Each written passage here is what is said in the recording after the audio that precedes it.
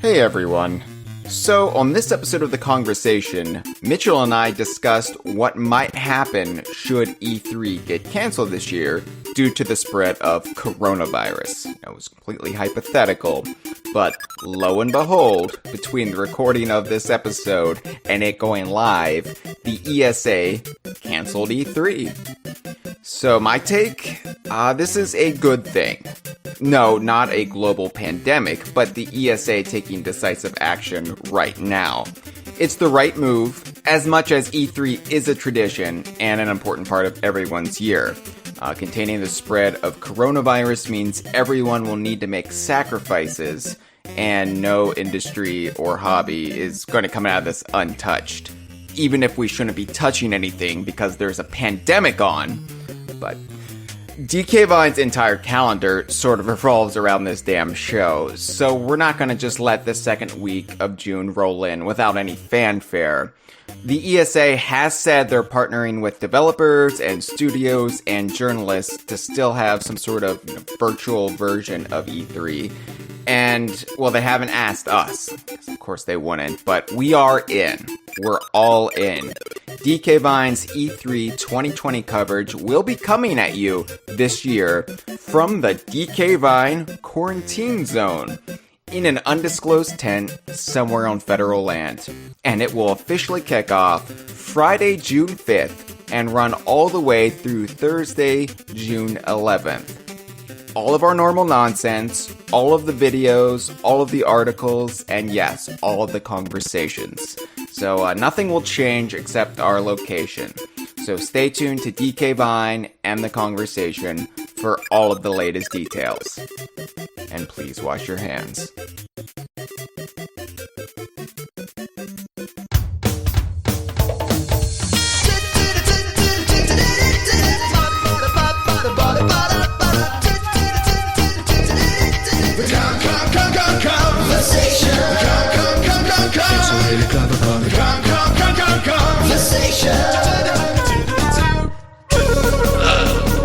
I'm listening to the conversation where I died.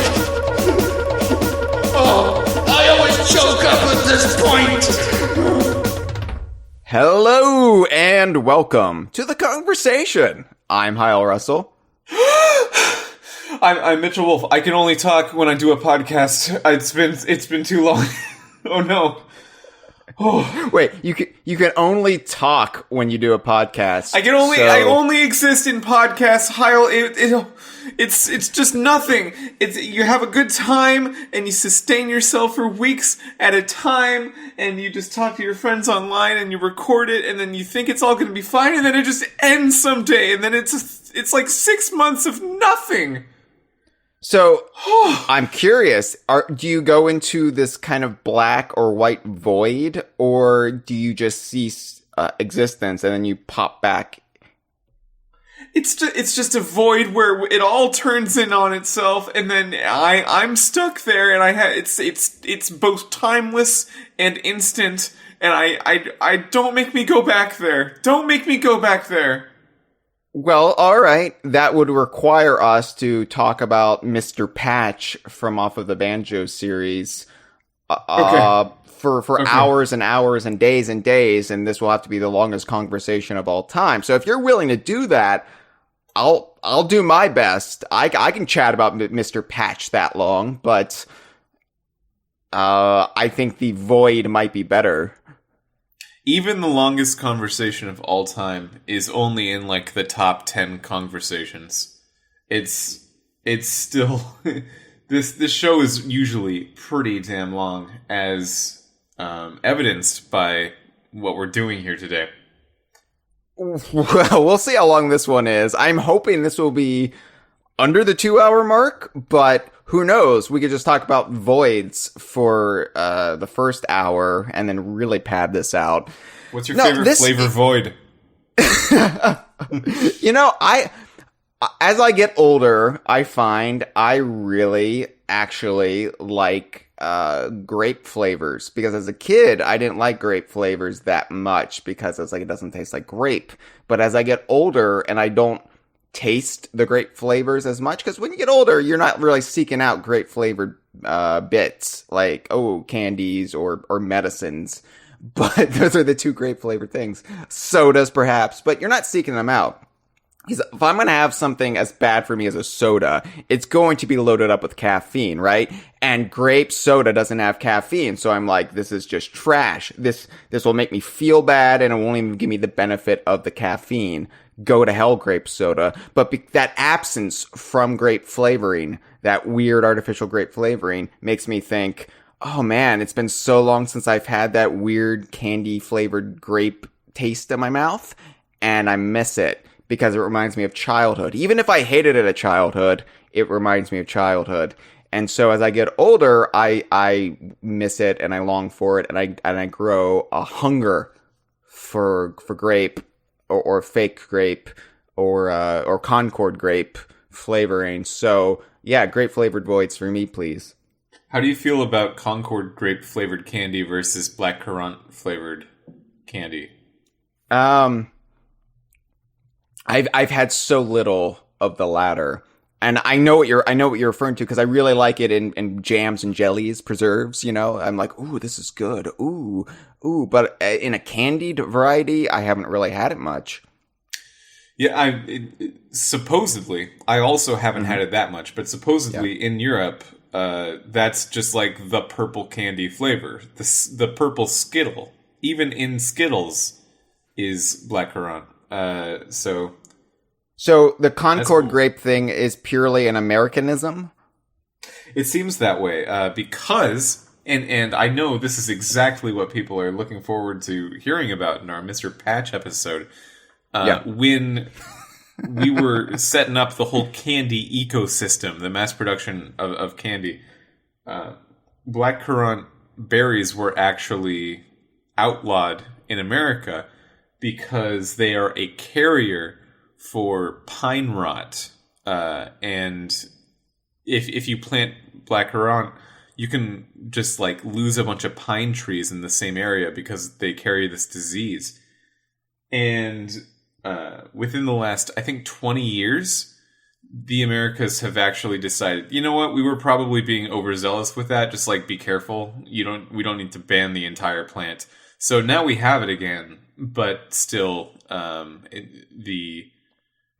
the time where we were setting up what the candy flavors were going to be cemented Concord grape as the purple flavor. The Candy Grand Tribunal, who decided all candies for all American childs for their mouth holes and to fill their pink colored cheeks with. Yeah, it's interesting how the language of candy varies from place to place, and how you might say my experience varies from place to place. Right. And so whenever I play a Donkey Kong game, a Donkey Kong Country game, or a Banjo-Kazooie game, or a Sea of Thieves game, or a Yooka-Laylee game, and I'm sucking on the grape candies, and I'm like, I wonder if they were sucking on a grape candy when they developed this, and even if they were, it wouldn't have been the same experience. Makes you think, doesn't it? Yeah, no. It's actually pretty impressive how little that made me think. I don't even remember the thing that you said. Okay. Well, let's explain what we're doing here, Mitchell, for those at home who are Mr. Patch aficionados, who maybe typed this into the YouTube search bar and said, you know what, I'm in a mood for some Mr. Patch videos. And then this videoless podcast popped up, and they clicked on it, and all of Twitter over the promise of new Mr. Patch content in 2020, and they're wondering what the point is and when we're going to get to the point. Well, the point of this episode, Mitchell, and all of you Mr. Patch aficionados who typed Mr. Patch in the YouTube search bar looking for Mr. Patch videos and found this videoless podcast, the point is that we made a stupid challenge last year. And we didn't really think through the ramifications of that challenge because we assumed nobody would answer the call. Nobody would say, hey, that's something I'm going to do. I'm going to call their bluff. All in poker terminology. Chips, pushing it on the table. That's what they do from the TV and the movies that I learned from. And more poker terminology. Someone flushed a real dookie, and now we have Now we have our own duty, and we just got to get through it. We just got to get through this one episode. And I was opining on Twitter the other day that, like, I don't know if this is the end. Do you think this feels like the end? The end, because this has been a long chain of the Playtonic folk first made their commentary, and then we made our commentary, which was roughly the same length as theirs, which is great because you can tell you really summed it up when it takes exactly the same amount of time to go through all the information. Do you want to go into the history of what happened next? Yeah, so Playtonic, of course, to further elaborate on what you just said, because I feel like those Mr. Patch aficionados who wandered into it, they were like, wait, what did Playtonic do? What is this about Mr. Patch? They are real shut-ins, those Mr. Patch fans. Yeah, they Playtonic, one of their Kickstarter backer tiers, one of their what bonus rewards, if you give us more money, we'll even do this, was developer commentaries on the original Yooka-Laylee. And they finally did those shortly after Daly joined the studio, and she basically emceed all but one of them. But they did those. They're on YouTube. Very informative, very entertaining. Really made me view the game in a new light. And that was the beginning of the little mini Playtonic renaissance that is really made people start reevaluating Playtonic. And then Impossible Lair came out, and just like, oh yeah, Playtonic, whoa, they can make some high quality shit, not just, serviceable, if flawed, spiritual successors. So anyway, I really enjoyed those developer commentaries. It was one of the most enjoyable pieces of non-game media that a game studio had produced in quite some time, in my opinion. So I was like, we've got to do conversations about them. And I was like, Mitchell, we've got to do conversations about them. And you said, okay. So we did 2 conversations about them. That wasn't the plan. We were going to do one, but it just was going so long and so long and so long. So we did 2, and it roughly came out to be about 6 hours. Okay.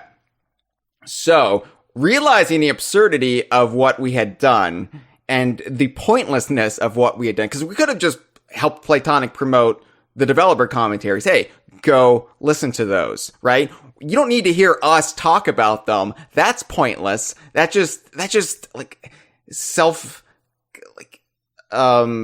gonna say self-masturbatory, but masturbation in and of itself is self, right? You can't, okay. But, so it was pointless, and I realized it was pointless, but I was like, okay, so what if somebody does a commentary on our commentary of Playtonic's commentaries, so long as it's the same length, roughly, of what we did? And I was like, okay, that would be a fun little game, because Mitchell, you brand yourself as a gamesman, and I do. I fancy myself a little bit of a gamesman as well, but in my definition of the term, it's more of a Batman villain, where I like to set challenges and use those challenges to hide crimes I'm committing. But a much more objective-based Riddler. I love that. I'm into it. Yeah, and I'm a Riddler whose riddles hardly ever get solved because people still have not found the missing episode in the Kongversation season 6. They haven't listed out all of the Bond titles in chronological order of what I said, not chronological order of the stories or the movies or whatever, but in season 7. And there's prizes to be had for the person who does that. A bigger prize than this. But the prize we gave out if somebody would record a roughly 6-hour audio commentary on our commentaries, on Playtonic's commentaries, would be they get to choose an episode of the Kongversation for us to record. They get to choose the topic within reason, I said, because it had to be related to what the Kongversation talks about. It couldn't just be discuss Brexit. Your thoughts. Go. We couldn't do that, but if it was enveloped in the warm, furry bosom of the Donkey Kong universe, sure. So I don't know. In the back of my head, I just assumed the person who would do this was the person who did it, and that is beloved community member Just Andre. That is his name, Just Andre. That's how he brands himself. You brand yourself as Gamesman. He brands himself as Just Andre. There is something monk-like to that. Yeah, it really is. Understanding that at the core of yourself, you are only Andre. Yeah, it's very back to basics, kind of. Like, I am not what modern society tries to push on me. I am just a simple Andre. Yeah. I haven't been just Mitchell in a while. This big city life, I've been full of intoxicants and distractions. I would like to return to the base layer.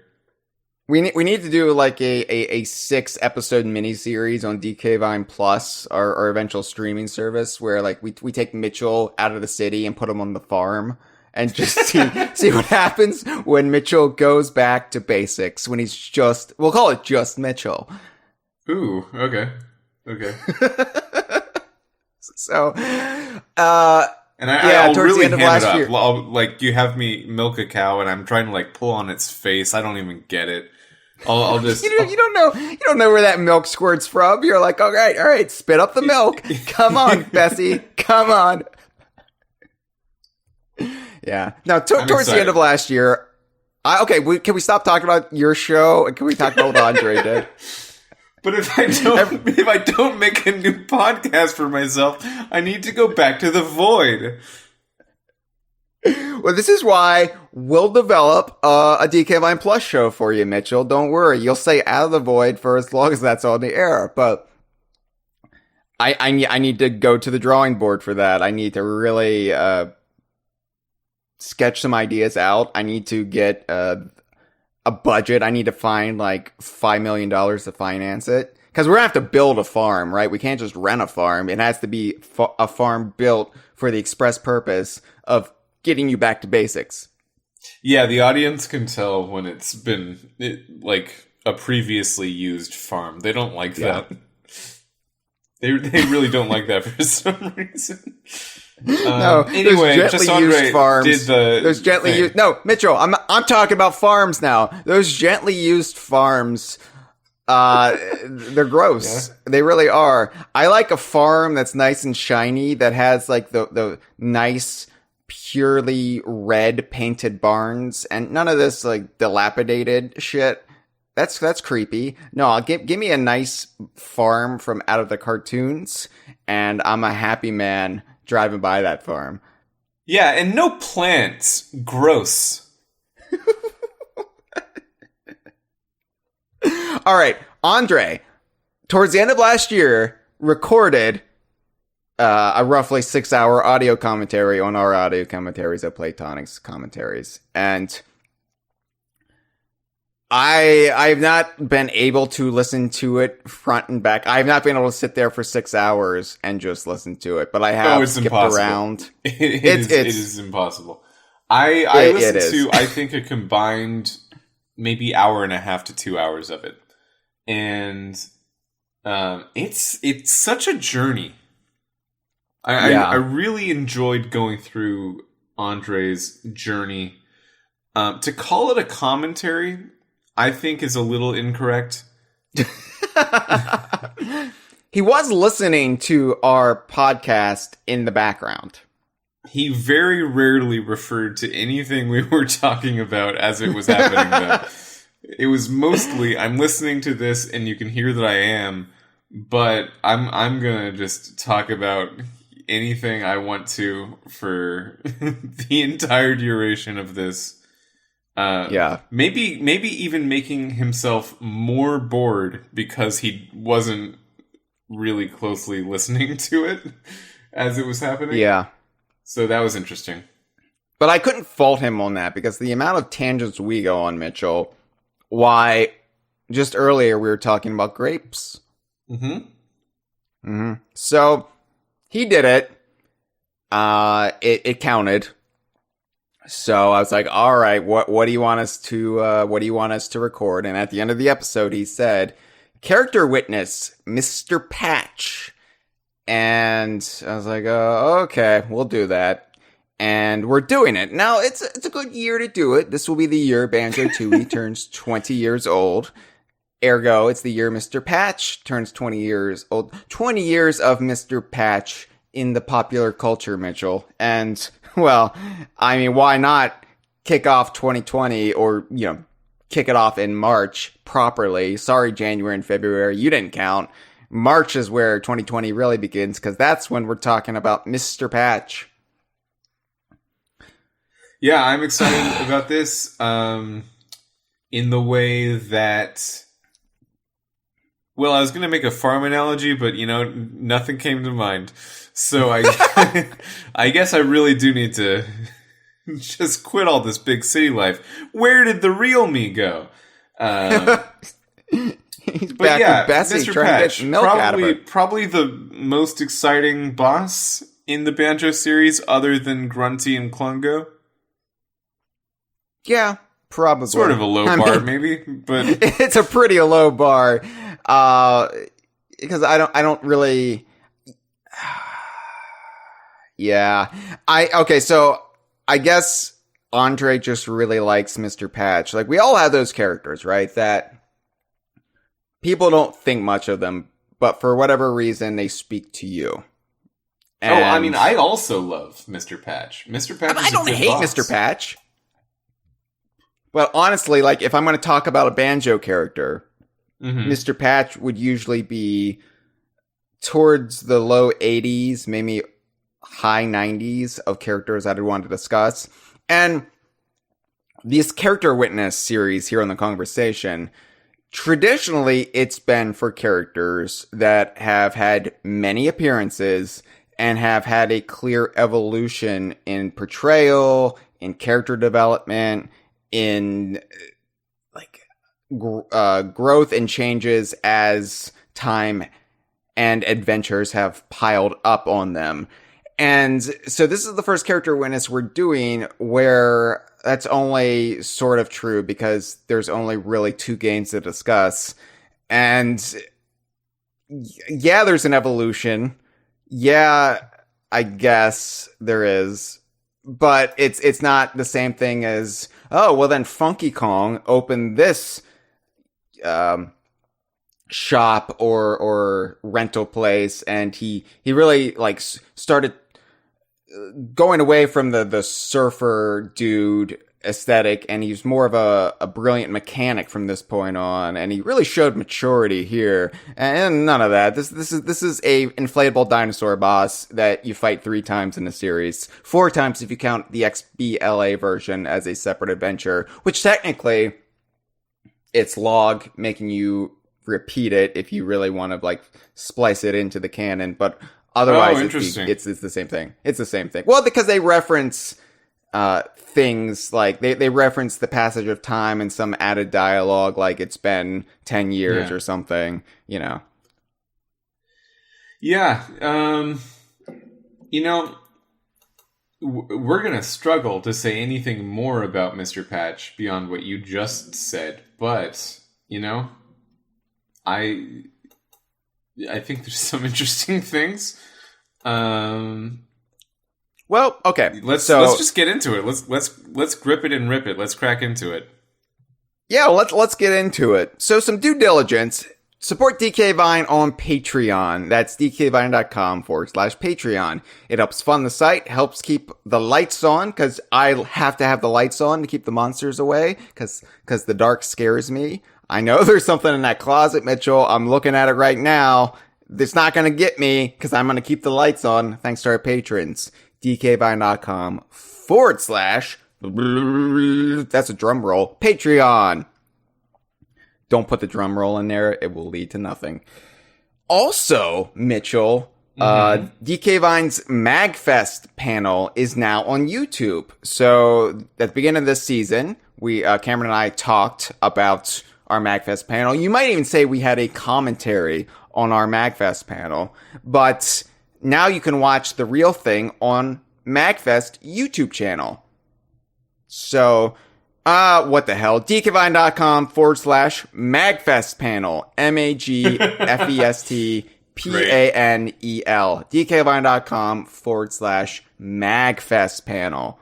I watched it. Check that out. I'm really happy with how it turned out. It was good. It's silly. You watched it. You actually watched it. I'm proud of you. I did watch it. What was your favorite bit? My favorite bit was the applause for Grab by the Ghoulies. Yeah? Yeah, you don't see that very often. So that was pretty good. And I guess in really that's not a bit in the traditional sense of what a bit is. But it was a bit of the video that I watched, and that was my favorite part. It was. Yeah. I enjoyed, and I didn't notice this at first, but I enjoyed. There was a man in a banana costume who walked into the audience, because people were still filtering in after we had officially started, and it was just kind of a come-as-you-go situation. And a man in a banana costume walked in, and you can see me in the video do a double take. Like... a very comical, very exaggerated, very cartoony double take when this man in the banana costume walks in, and then I just keep going. Like, I didn't even realize I did it. I guess I'm just a ridiculous man in general, but yeah, it just kind of summed up what my life has become. Oh yeah, my life is to the point where I'm doing convention panels, and men in banana costumes wander in because they think, yeah, that's my bag right there. And so... well, that specific man in the banana costume, my other favorite bit, that this is jogging my memory about it now, is that the camera watching the panel is positioned in such a way that anyone who wanted to walk out of the panel halfway through had to walk directly in front of the camera and profile themselves. And I love that guy in a banana costume was like, man, I'm not going to catch the back 20 minutes of this Donkey Kong panel. I'm going to call this one quits early. And he just like defiantly walks straight in front of the camera in order to leave, because that's where the camera is. That is another very good bit. Yeah, I like that you can chronicle the despair on people's faces that we rot. It's rare you get to do that. Maybe in a sex tape, if you record a sex tape, and you just get to see the exhaustion and disgust on others' faces at your own activities. It's rare in life that one can procure that as a memento, and I'm so glad we have that on record now. It's truly special. The people walking away from what you talking, it's great.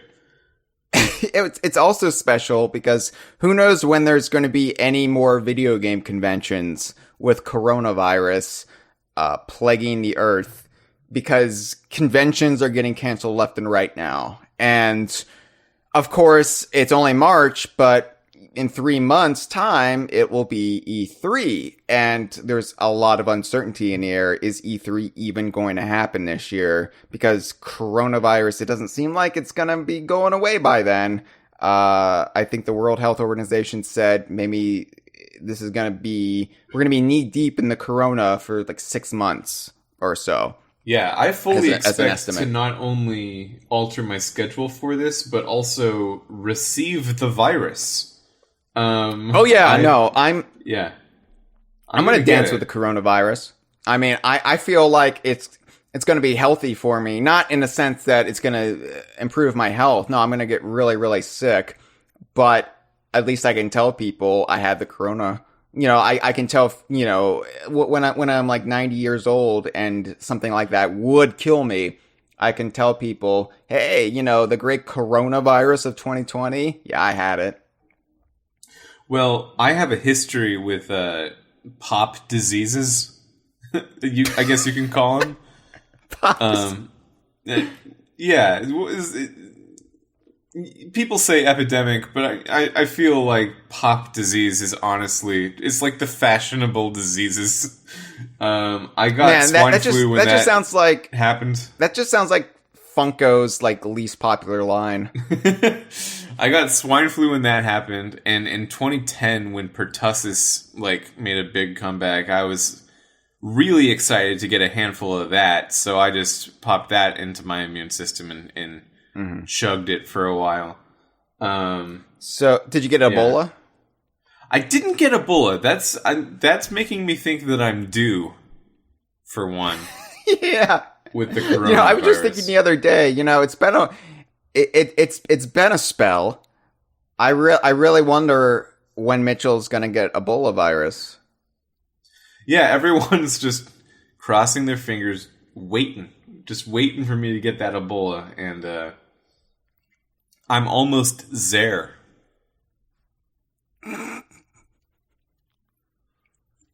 I'm not. Yeah, I just took a sip of water because I was just like, yeah, I'm not even gonna encourage this. So yeah, we don't know if E3 is gonna happen. It's a big question mark in the industry. Like, people are already saying I'm not gonna attend E3, and I don't know, but I do know that, assuming the worst. And, well, the worst would be we all go to E3 and die from coronavirus. But, okay, assuming the worst as in E3 is canceled, I will say right now that we will make the best of it anyway. The week that E3 would have gone on, I will host a virtual E3 for DK Vine and the community. We'll have some fun. We'll have some fun from the comfort of our homes. We'll put on a fake E3. I don't even know what that means yet, but I'll do it because it's tradition and I like my traditions. I like putting out the cookies for Santa Claus. So we're gonna have a virtual E3 if E3 is canceled. So the show must go on in some form or fashion. We'll figure it out, but we'll have content, we'll have daily conversations, the usual bit, but we'll, you know, just without actually being there and without breaking game news. I assume like game studios will still have announcements. I don't know how it's going to work. Nobody knows what's going on, but yeah, we'll make the best of it if that happens. So yeah, Sony and a couple other people pulled out of PAX East, and then everyone pulled out of GDC, which is supposed to happen in like a week and a half. But now won't happen because it was entirely canceled. So, you know, it's really possible. It's also important to state upfront, way up front, that even if it gets canceled due to coronavirus, that's still like number 4 or 5 reason why to not go to E3 this year. There's a lot of that show is whack, you guys. That show is getting pretty weird. Getting pretty weird out there. Yeah, we all need to go back to the farm and rediscover our roots. If anyone needs to rediscover our roots, it's the entire faculty of the ESA, the organization that puts the E3 on.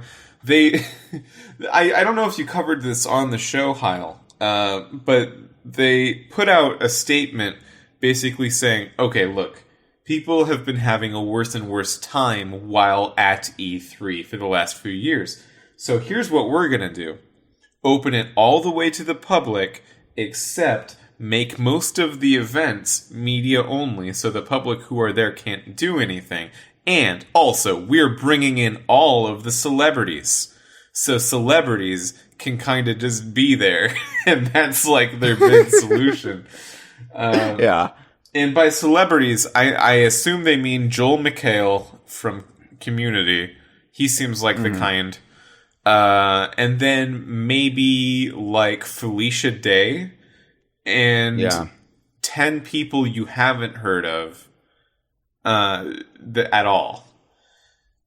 And then also, just to like throw out a fun little reminder out there, they doxed their entire media outlet last year. And they just kind of said sorry and didn't do anything about it, other than promising not to dox in the future. So really, that show's pretty bullshit. So if something happens to it like the coronavirus, I'm not gonna be happy. I have had E3 in the back of my head as this thing I've wanted to go to since I was a kid, reading about it in Nintendo Power. But at the same time, that show's kind of bullshit. And if we do other things instead, I'm not going to say that that's not a good thing. Here's the thing, Mitchell. Because I've become a glass half full sort of guy. I have rewired my brain, and I'm an optimist now. And I'm not the cynical Hyle of old. I buried him in the farm. I hit him over the head with my shovel, my farming shovel. And I dug a grave for him, and now he's fertilizing Bessie's grass that she eats to make such delicious milk. And I think of E3 as a joyous time. You know, even with the doxing and the bullshit, and their desperate flailing about to keep it relevant, it's a chance for me to hang out with my friends and produce content for the community.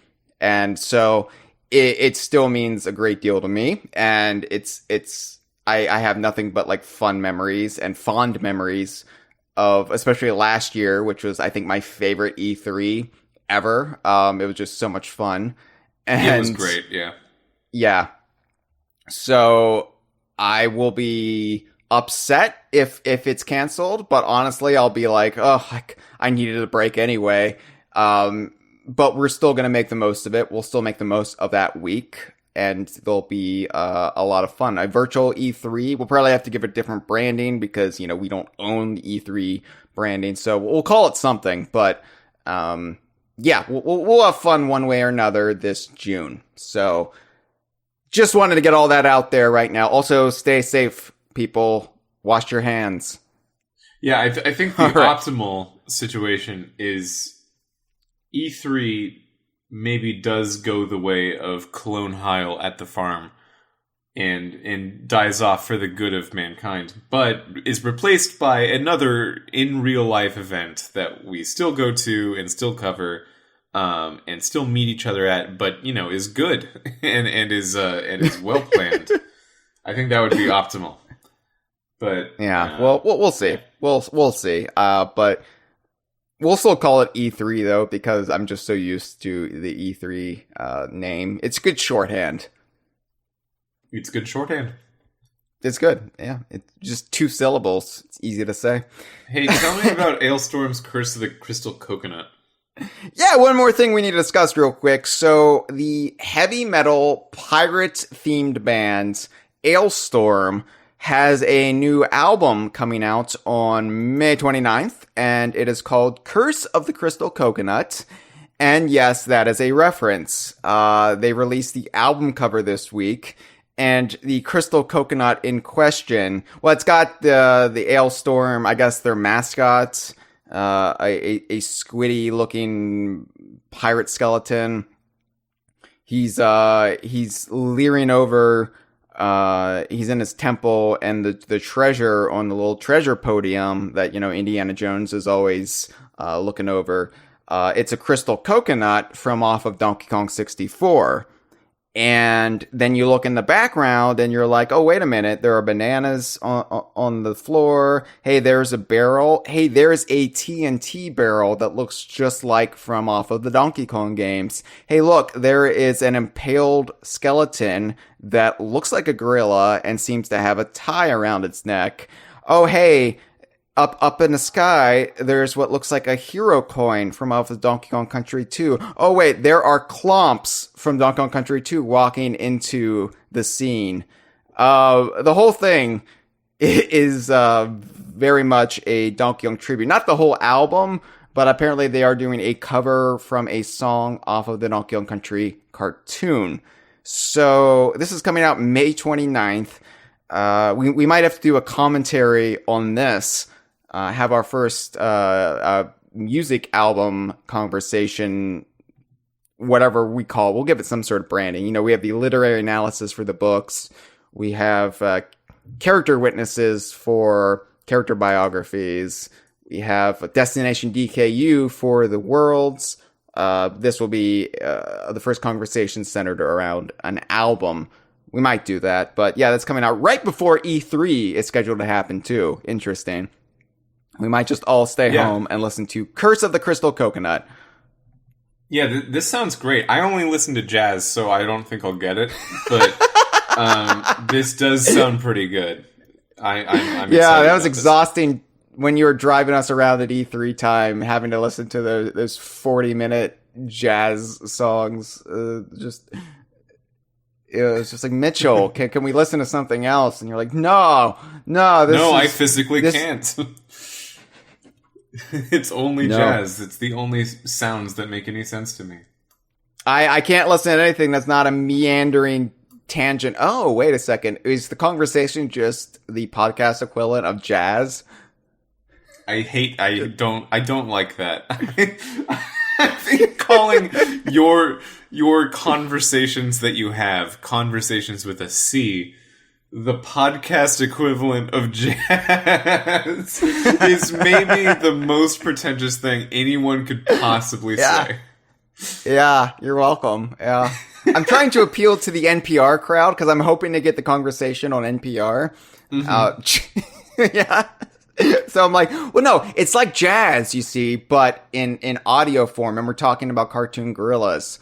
And they're like, yes, well, I can't even do an NPR voice, you know, that very, like, measured, like, just, like, sleepy voice that they all put on. And I'm like, no, you gotta have energy when you record a radio show. What are you doing? Why am I ranting about NPR now? That NPR sleepy time vibe. I don't want to ever sound like I mean it, you know? I only ever want to sound like I'm sort of half excited. That's enough. Yeah. I don't know. I always just want to, like, break into the NPR studios and, like, put cocaine in their chai tea or something just to see what would happen. What would happen if they had boundless energy over at the NPR? Anyway, Ailstorm, you can pre-order this in all sorts of configurations. Mitchell, you can get a bundle that's the Ailstorm CD or vinyl with an Ailstorm skateboard. Okay, so these are some pretty. Man, that's too cool for me. That's too cool. Pretty awesome. You can get that at napalmrecordsamerica.com/store/Ailstorm. I'm gonna have to pre-order this. I might even do the T-shirt bundle because that's a pretty cool thing for us Donkey Kong fans to have such obscure references on a mid-tier mainstream product. So, yeah. Cool. All right, you ready to talk about Mr. Patch? I'm only ready to talk about Mr. Patch. Oh, I can't wait until we have our virtual E3 because of the coronavirus, and we're like, we need to come up with content, and it's just like, well, I guess we could talk about Old King Cole next. I mean, if you go slow enough, the due diligence can be a full hour, so, you know, Yeah. Why even pick a topic at that point? At least the due diligence was varied this time. I mean, I didn't just talk about our, Twitter. I mean, God, I'm innovating, Mitchell. I'm keeping it fresh. Ooh, okay. So we got one call about Mr. Patch. So I thought we would play the call about beloved banjo boss, Mr. Patch, and then we'll talk about our own thoughts and the life story of Mr. Patch. Oh, Andre, just Andre, this is for you. I hope you're enjoying this. All right. Call one and only call. So I can't believe the mailbox wasn't full of calls about Mr. Patch. Good morning, this is Caracon. So I said I would call in the stupidest question I could think to ask about Mr. Patch, and I thought long and hard about it. Finally on my drive to work, and yes, I am calling while I'm driving. I'm one of those dangerous conversation callers. So I finally figured out what I'm going to ask, and you're going to have to answer it, both of you. If Mr. Patch was a salad, what type of salad would he be? Cheers! Ooh. Thank you for the call, Kara. Thanks, Kara, for the call.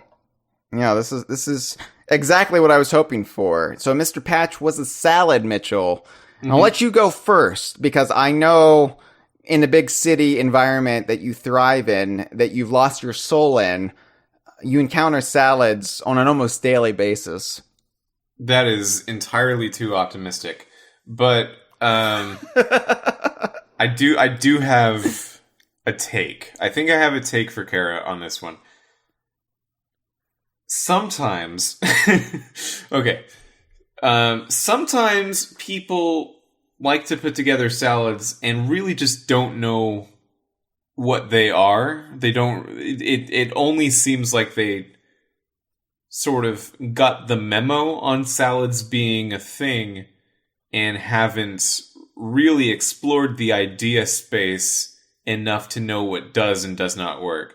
So you'll get like thin slices of cheese, like big, not shredded cheese, which would make sense for a salad if you're gonna have cheese in it, but like flat little, almost lettuce shaped and sized squares of cheese. And because Mr. Patch is a green thing with squares in it, I'm thinking something like that, and also a bunch of blue cheese in it for no reason, like all the worst salads have. Croutons, also squares, and any other squares you can think of for obvious reasons. That's going to be it. Now later, and we'll get to this, I'm jumping ahead a little bit, but Kara did ask, Mr. Patch takes a bit more shiny appearance later on. Mm-hmm. So at some point, we're going to just douse this in Caesar salad sauce. We're just going to like marinate the hell out of this salad until it is mostly reflective. And Caesar dressing, I can't eat Caesar dressing, Mitchell. I'm a vegetarian. I can't eat balloons, so I feel like that works out. Well, Mitchell, obviously you've never been a drug mule like me, all right? Man, I'm eating balloons left and right to get over that border. Yeah, so that's my take. A salad that bad, I think I could go downstairs to Whole Foods and buy one pretty much at any time. So, yeah, that sounds right. What do you think? All right, so I have a similar take, but in a completely different direction. So when I think of Mr. Patch in a salad form, and I do often, I think about, there's two types of salads, Mitchell, and that's not true, but just for the sake of this argument, there are two types of salads. There are what I call the NPR salads, the salads full of class, but they're a little bit boring. You've got salads that, you know, have a lot of thought put into them. They have a lot of fresh ingredients and, you know, like maybe romaine lettuce, maybe some cabbage in there. Salads that don't even taste good, and they're a little upsetting in the long run, but you feel good about yourself in the moment because you're trying to eat it, right? And there are salads. There are salads what I call trash salads. And it is purely the fast food equivalent of salad. You've got iceberg lettuce. You've got loads and loads of shredded cheese. You've got ranch dressing. You've got croutons. Maybe you have artificial bacon bits, right? And these salads, they're trashy, but God, they taste good.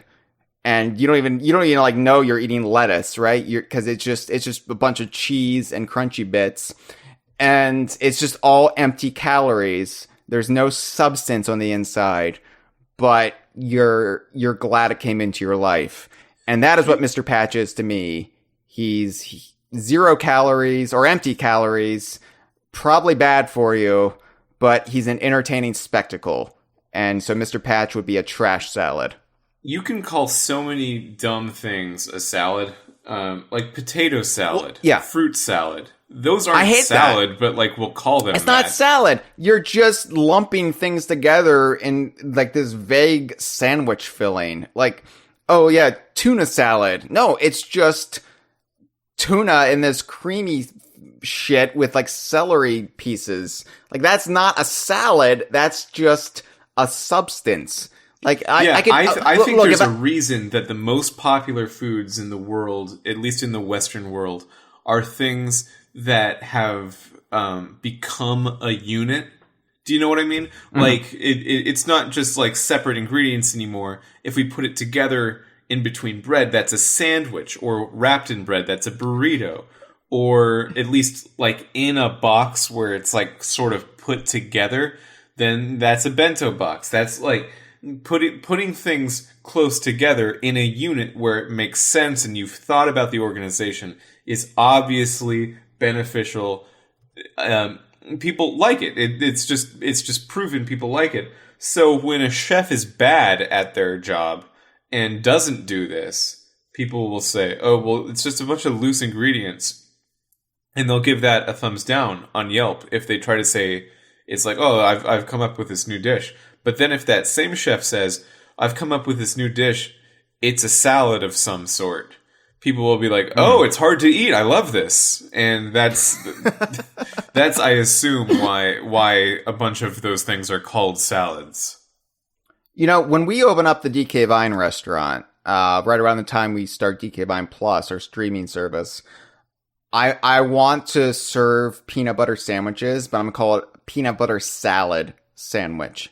And it's just peanut butter. It's just peanut butter, but we'll call it peanut butter salad. But like when you eat it, it tastes a little bit more fragmented. Yeah, we might get the chunky peanut butter. You know, the stuff that I don't even know if they sell it anymore, because who the fuck would buy that? Oh, it's peanut butter that I can choke on. Great. There's a single piece of lettuce somewhere in the sandwich. We won't tell you where. That's the game. But if you can find the single piece of lettuce, we'll record a conversation topic of your choosing. Yeah, peanut butter salad. Anyway, thank you for the call, Kara. And we have some commentary in the live stream right now about Mr. Patch and salads. Captain Cheese Bag it sounds like a type of trash salad. Oh, I'll take the Captain Cheese Bag salad, please. I think he is a big hollow shell of iceberg lettuce filled with air contaminated with the coronavirus. So that is Captain Cheesebag's take. Captain Cheesebag also says, in reference to our earlier discussion about public radio, what about MPR, Mr. Patch Radio? You can poke holes in all of their arguments. Oh shit. Oh man, that's like an early 2000s email chain joke. I love that. Oh, email chains. I remember those. Subscribe to our email chain. We should start a DK Vine email chain, Mitchell. No, we shouldn't. It's interesting that you said that, because we actually shouldn't, is the thing about that. Captain Cheesebag's description of the salad is making me think about it, and this is something I've never really thought about before.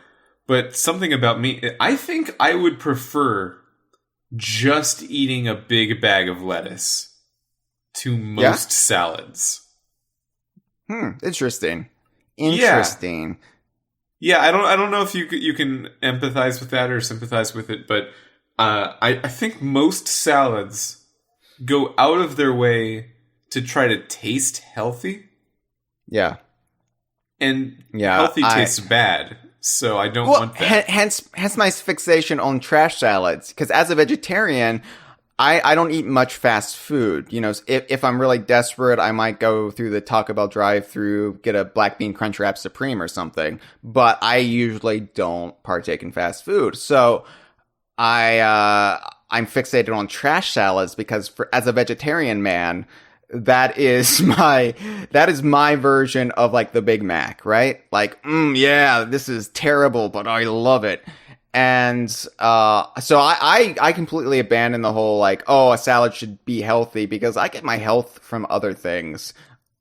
I want a salad to be like low class, like the hooker with a heart of gold you take home. I love vegetables. I love the taste of vegetables. I love vegetables too. But salads, they go out of their way. I think they go out of their way to feel like something they aren't and shouldn't be. Yeah. See, and the thing is though, like lettuce is just basically water pockets, right? Little veiny water pockets that you pop in your mouth and water from the ground. But if I'm gonna do that, if I'm gonna put myself through that, I'm gonna eat celery, right? Because celery, it's shaped like a candy bar, so or a phallus. So I know when I put it in my mouth, like this is what I'm supposed to be doing. With lettuce, I'm like, am I even supposed to be eating this?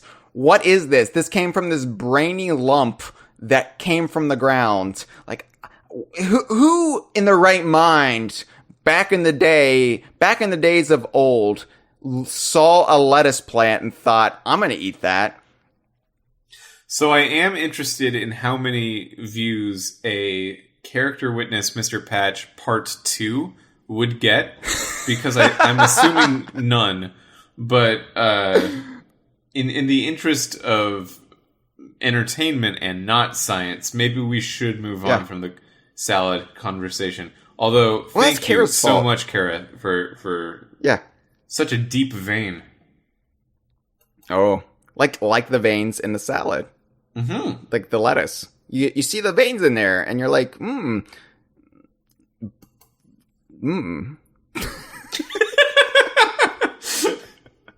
That...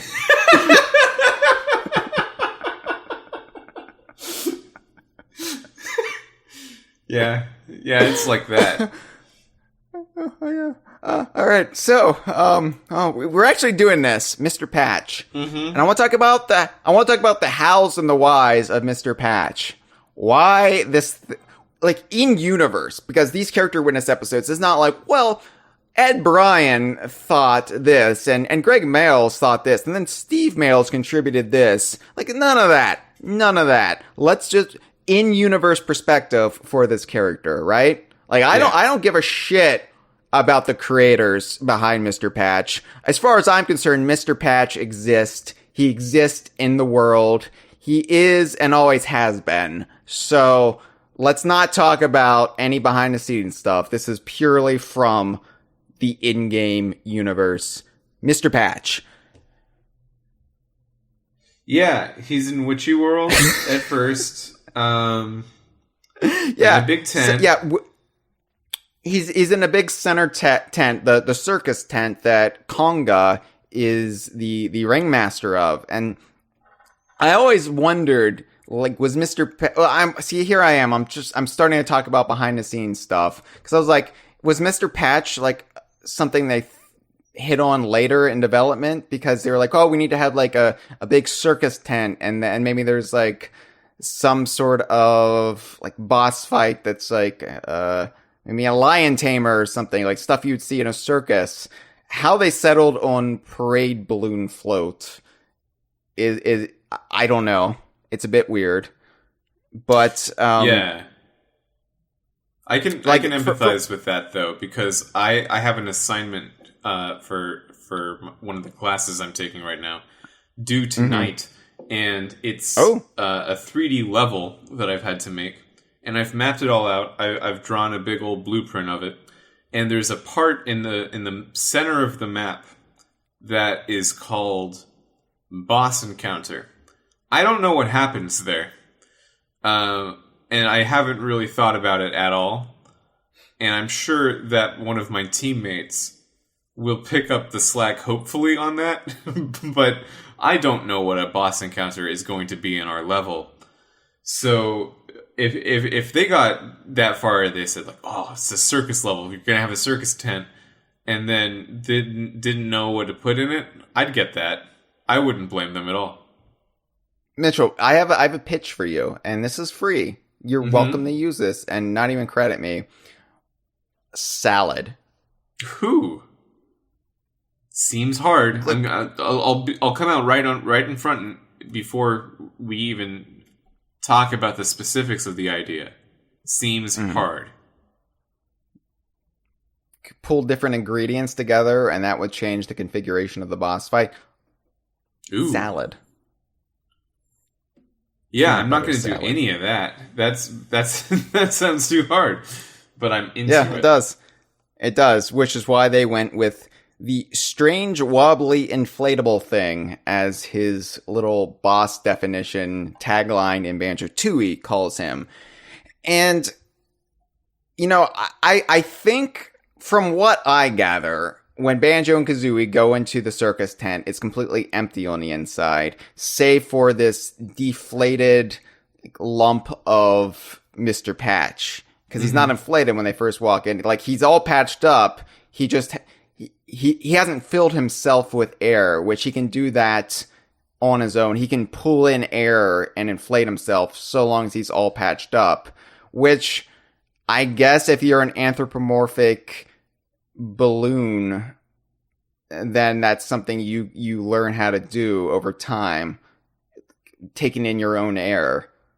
Just like, children learn to use the potty themselves or whatever. If you're an inflatable balloon creature, then you'll learn eventually how to suck in air and inflate yourself and not have to have others inflate you. So that's my take. To blow your mind real quick, you are a balloon creature that has learned to suck in air. That's lungs, baby. Oh! Oh! Yeah. What? We are Mr. Patch. Oh my god. We are Mr. Patch. Oh!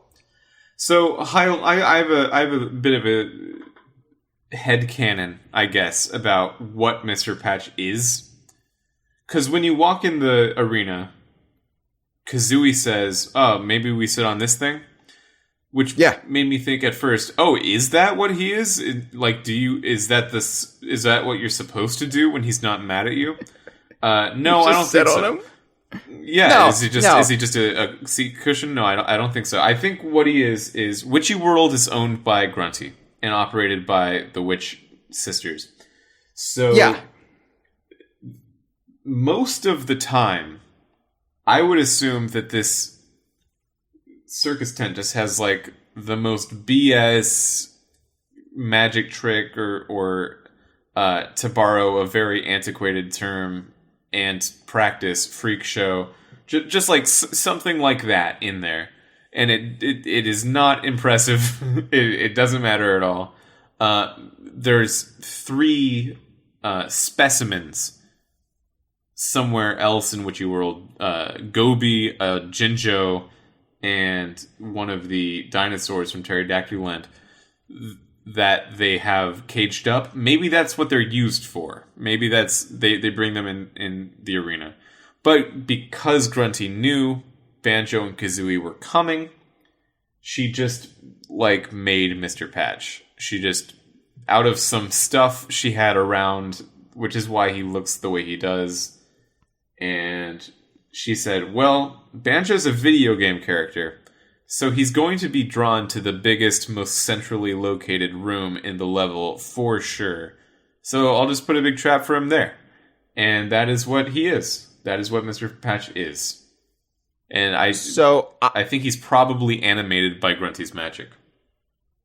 I do agree he was brought to life by Grunty's magic. And I do think he was put in the...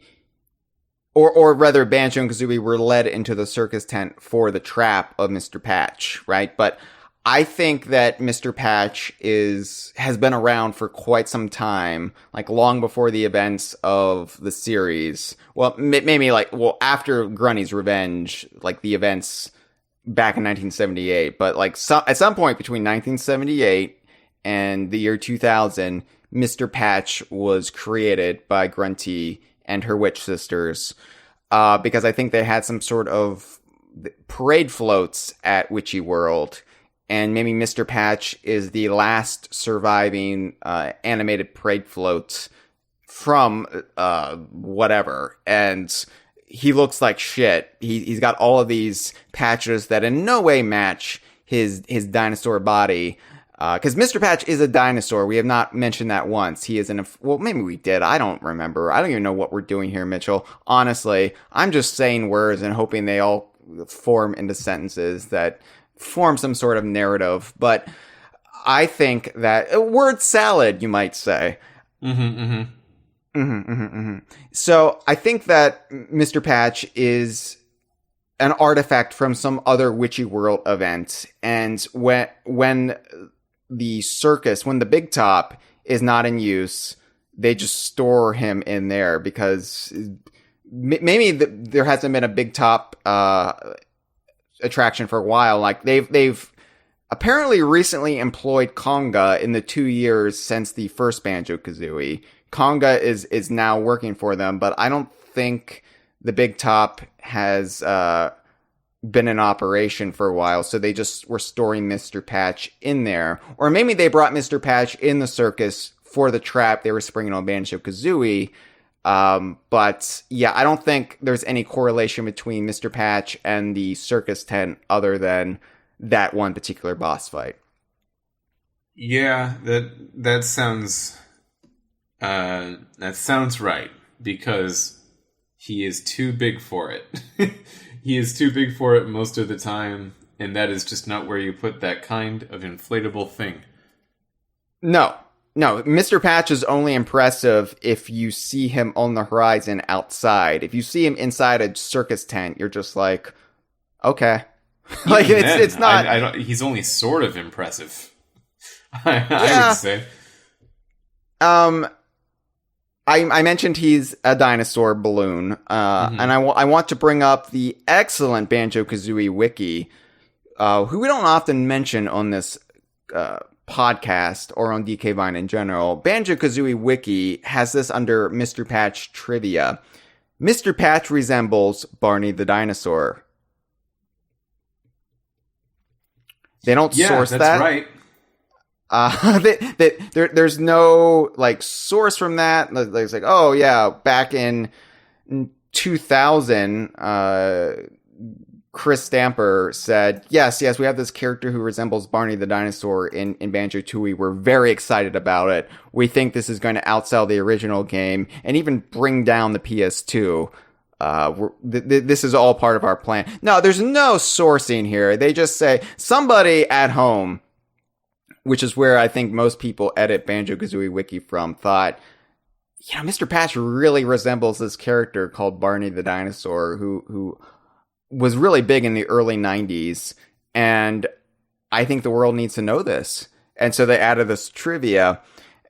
In my opinion, Mr. Patch in no way resembles Barney the dinosaur, because he's green and Barney the dinosaur is purple, much like a grape. Yeah, and when he's tall, he's what we call a dinosaur sensation. Is that what we call it? That is what we call it. And also a lyric from the theme song to Barney the Dinosaur. But, you see, I actually never watched Barney because I'm an old man, Mitchell. I my bones start to creak when it gets cold outside. And when I was in early elementary school, that's when Barney Mania was really taking hold.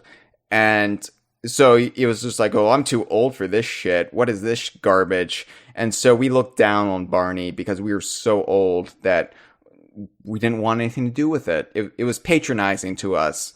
And I think we all went through that era of hating Barney on purpose. And where's it even coming from? I don't know. But we all decided to do it. It happens around third grade or so. You got to start, if you didn't already before, just really not liking Barney. But no, I watched Barney back in 19 Crickety Crack, when things were fucking real back on the farm. And I reportedly loved it. I remember my mom saying that I loved the funny purple dinosaur man from Our Imagination. So there's that. And saying that a kid loved it probably meant that I watched it so much because children are terrible like that.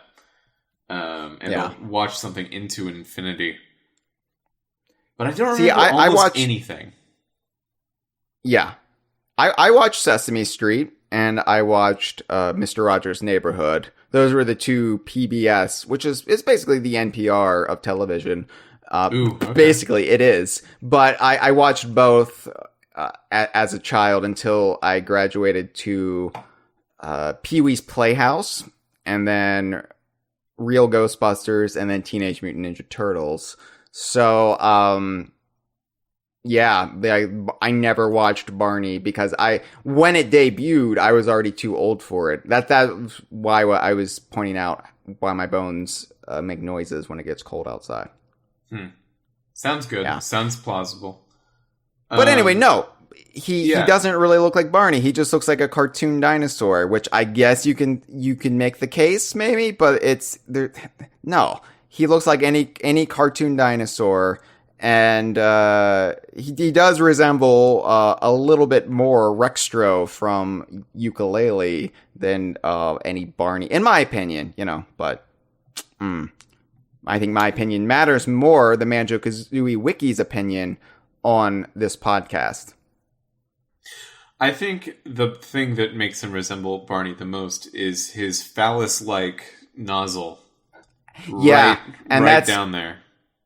That's also why I had such an aversion to Barney at that young age, because it's like seeing your dad step out of the shower and it's why is his so much bigger than mine? And I had to stare at Barney's. I had to stare at Barney's just dangling there, almost taunting me. And that I was no, I don't want any part in this because, Mr. Rogers never hangs dong in front of me. I'm going to stick with that. Which I think was a central plot point of the Tom Hanks movie. Mr. Rogers is always hanging dong inside of his own pants. Only when I go to the land of make-believe, Mitchell. Yeah. Only then. No, they definitely... There's no ifs, ands, and buts about this. They definitely made his nozzle, his inflatable nozzle, where his penis would be if he was a penisman, if he had one, if there was any point to having one on an inflatable balloon creature, that's where it would be. And because we all know Banjo-Tooie wasn't afraid of partaking in some phallic humor for some giggles, because look at what we're getting away with on this N64 game that's going to be marketed towards children. And this is sounding like me being on a high horse, tisking them. I'm not. I enjoyed it. It was the kind of thing that you love when you're a high schooler and you're playing these games, but you want everyone to know these games aren't actually for children. No, there's some subversion there, and this is definitely part of it. Obviously, the most famous penis in Banjo-Tooie is the pterodactyl landmass, but I would say this is a close number two. This is a close number two, yeah. And we also basically have confirmation that this was what it was supposed to be, because in Nuts and Bolts they moved it very obviously on the body, so it couldn't be mistaken for that. And so with, you know, the benefit of 8 years passing and everyone getting a little bit older and the culture kind of moving away from that sort of crass, juvenile bodily humor, they were like, no, let's move that a little bit. But I back in find the that day, a little hard to believe, because Nuts and Bolts has this vibe to it of like they're just gonna do what they want. There is apparently no oversight going on in Nuts and Bolts, for better or for worse. It is a very rare, off the chain feeling game. And to think that which is someone ironic, told them that they shouldn't have the balloon have a dick anymore doesn't sound right. It doesn't sound in line with what we know and feel about Nuts and Bolts.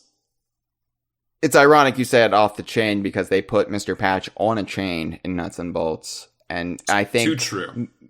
I think it's because it was so obvious what it was, and when you create Mr. Patch in a higher level of detail, which he was in Nuts and Bolts, and he's not just a lump of untextured polygons, it's a lot more obvious. Hey, this looks like a dick. Especially like in the first Nuts and Bolts boss battle, when he's almost like in partial silhouette because of the lighting.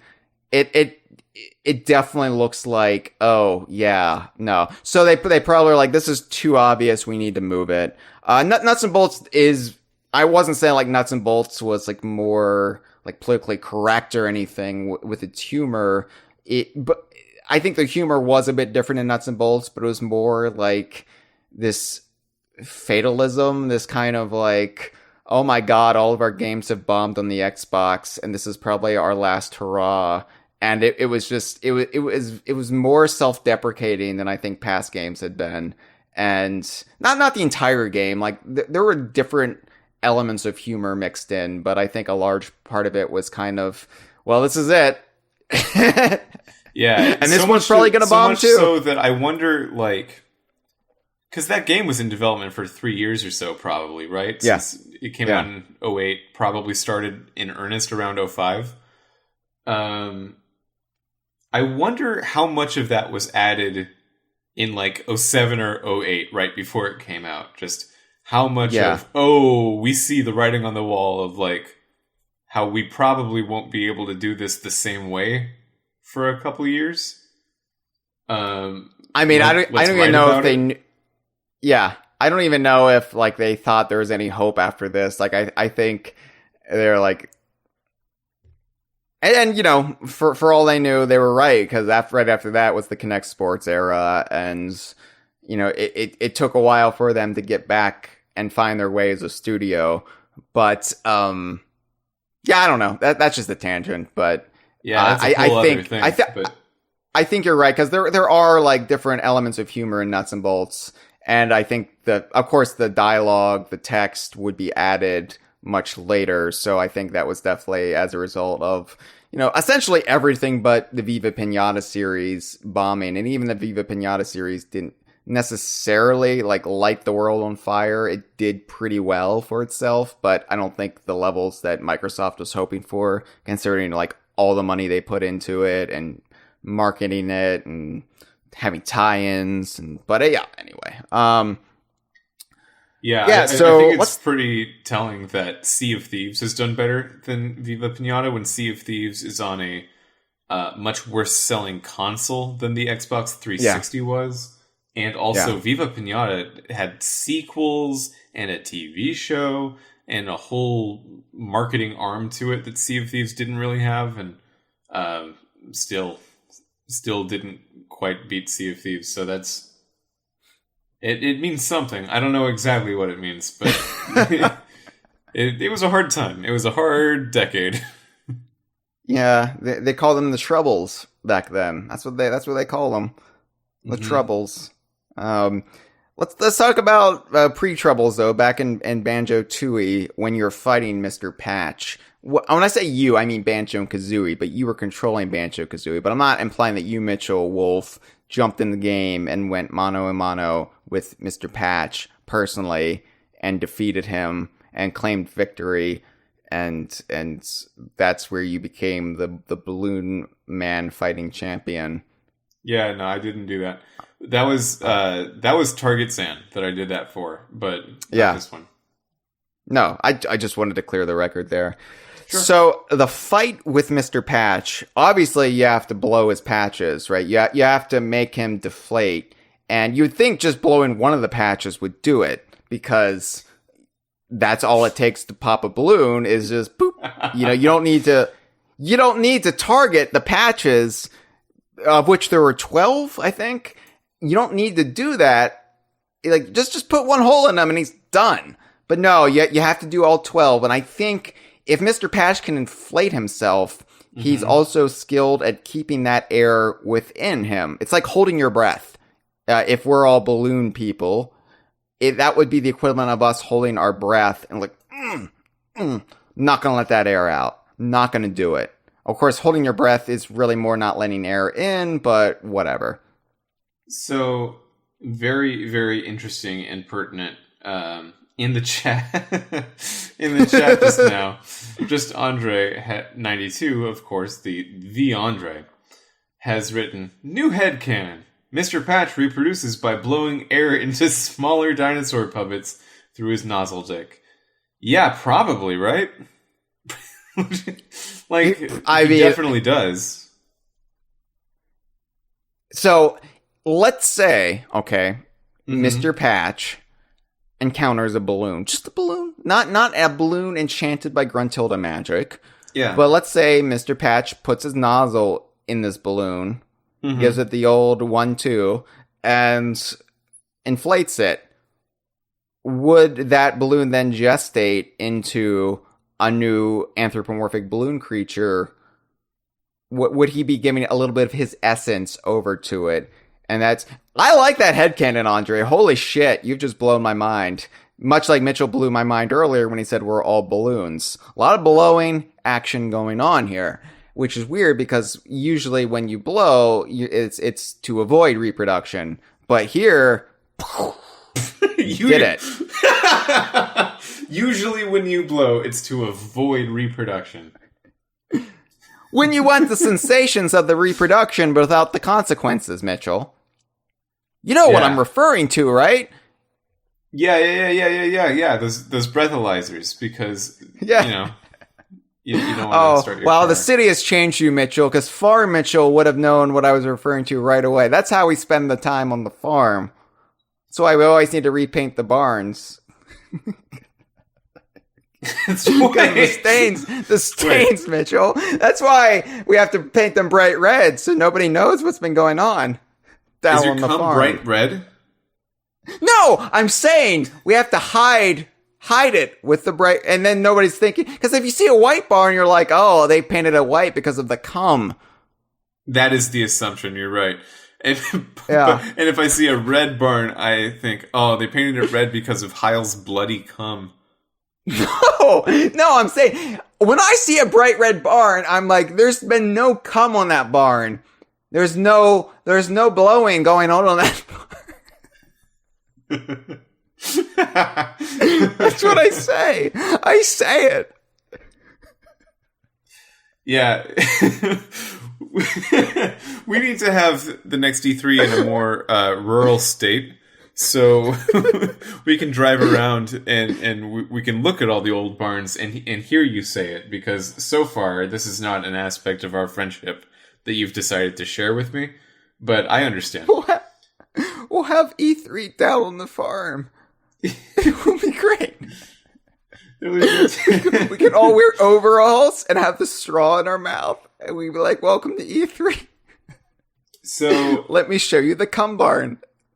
So I was ready to blow past the idea of Mr. Patch reproducing, but then I remembered the beach balls that he shoots out of his mouth. And isn't that, if he's a balloon and they're balloons, are they the same? It's kind of like a Pluto and Goofy situation. They're both dogs.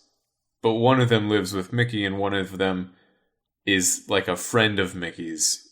So there's definitely a difference in sentience going on. Well, I would say, to keep it in line with Banjo-Tooie and Witchy World, it's like a Big Owl or an Arambi situation where one's just a rhinoceros who's very much like a dog, and the other runs a hamburger stand. But yeah, I think the beach balls that he spits out at you, they're non-sentient. They're just balls that he keeps in his belly. Now, granted, he's deflated though when you see him, and you would notice if there were like lumps in him that were beach ball shaped. Like, you'd think Banjo-Kazooie would be like, we could sit there. No, it looks a little bit lumpy, like a beach ball store. Let's stay away from that. I don't want to sit on the lumps of beach balls. It's not what I came into the circus tent to do. So you don't see that. So does he produce them magically? Like, is there like, is this just an ability that Gruntilda gave the balloon dinosaur Mr. Patch besides his own life? Is it the ability to magically generate other inflatable things via his mouth hole? Well, I think they would be sentient beach balls if they were fertilized by another sentient balloon. Yeah. If he's by himself, he's just going to make some beach balls. This is a chicken situation where you're making eggs all the time, but they're not going to be chickens unless they're fertilized. This is what Mr. Patch's beach balls are. They're eggs. They're unfertilized eggs because dinosaurs do or did lay eggs. They don't still do it because there aren't any. But, well, that we know of, you know, they're I was ready for the concession there to be the fact that birds are dinosaurs, but you dove into the possibility of secret dinosaurs instead, which I think is more fun. Dinosaurs. You know, look, I'm just saying, we've never been underneath Mars. We've never been in the caverns of Mars. Check it for dinosaurs. I guess you gotta. Why haven't we? So, yeah, they're the equivalent of dinosaurs. Now, granted, dinosaurs, as far as we know, didn't lay eggs by spitting them out, but I think, considering he is a male, I mean, it is Mr. Patch, right? In the Banjo-Kazooie universe, you can spit out eggs. That's a specific thing about this universe. So maybe that's just what happens. I mean, Squawks, too, in Donkey Kong, spits eggs from his mouth. So Squawks and Kazooie. Yeah. I don't know. I think he just has the ability to spit beach balls, and maybe that's like, you could make the case, well, it's supposed to be dinosaur eggs, but I think it's just... Now, could he spit other inflatables other than beach balls? If he thinks about any inflatable, like, I want to spit a little life raft, little kitty life raft. No, Hyle, that would be silly. All right. But I do wonder, had Banjo-Tooie been made a little bit later, would Mr. Patch have been one of those inflatable two men instead of a parade balloon float? Yeah, something that's really not permeated the culture as much as we maybe would have expected it to 20 years ago. Parades. We're not really caring about parades too much anymore.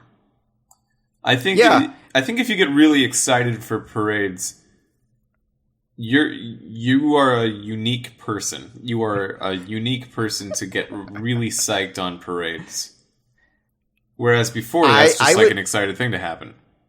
You know, and I applaud you, Mitchell, for being so charitable, because I was going to go on a rant about the type of people who enjoy parades. And then I was like, whoa. You know, we all have our interest. We all have weird things that excite us. And so long as you're not hurting other people, my mantra is go for it. Be a super fan of it. so long as it's bringing you joy and it allows you to then carry that joy out into the world, go for it. Here's my problem with parades, though. Parades hold up traffic. And where I'm living right now, there is like this annual Christmas parade. And they close down the street right in front of my townhouse complex, so I can't get out anywhere. So for those 3 hours, it's like we're either stuck here or we can't go home. So I don't like parades, and I think parades are this antiquated form of entertainment from a simpler time when we all lived on the farm and we were just ourselves. And we're like, what do we do for entertainment? We'll watch things go by. Right? Now, There's New no Orleans need for parades, parades though, in where you 2020. can just like drink on the street as you walk, and you can get a little band to follow you on a day's notice. That's some good stuff. That's a good way to do it. Yeah.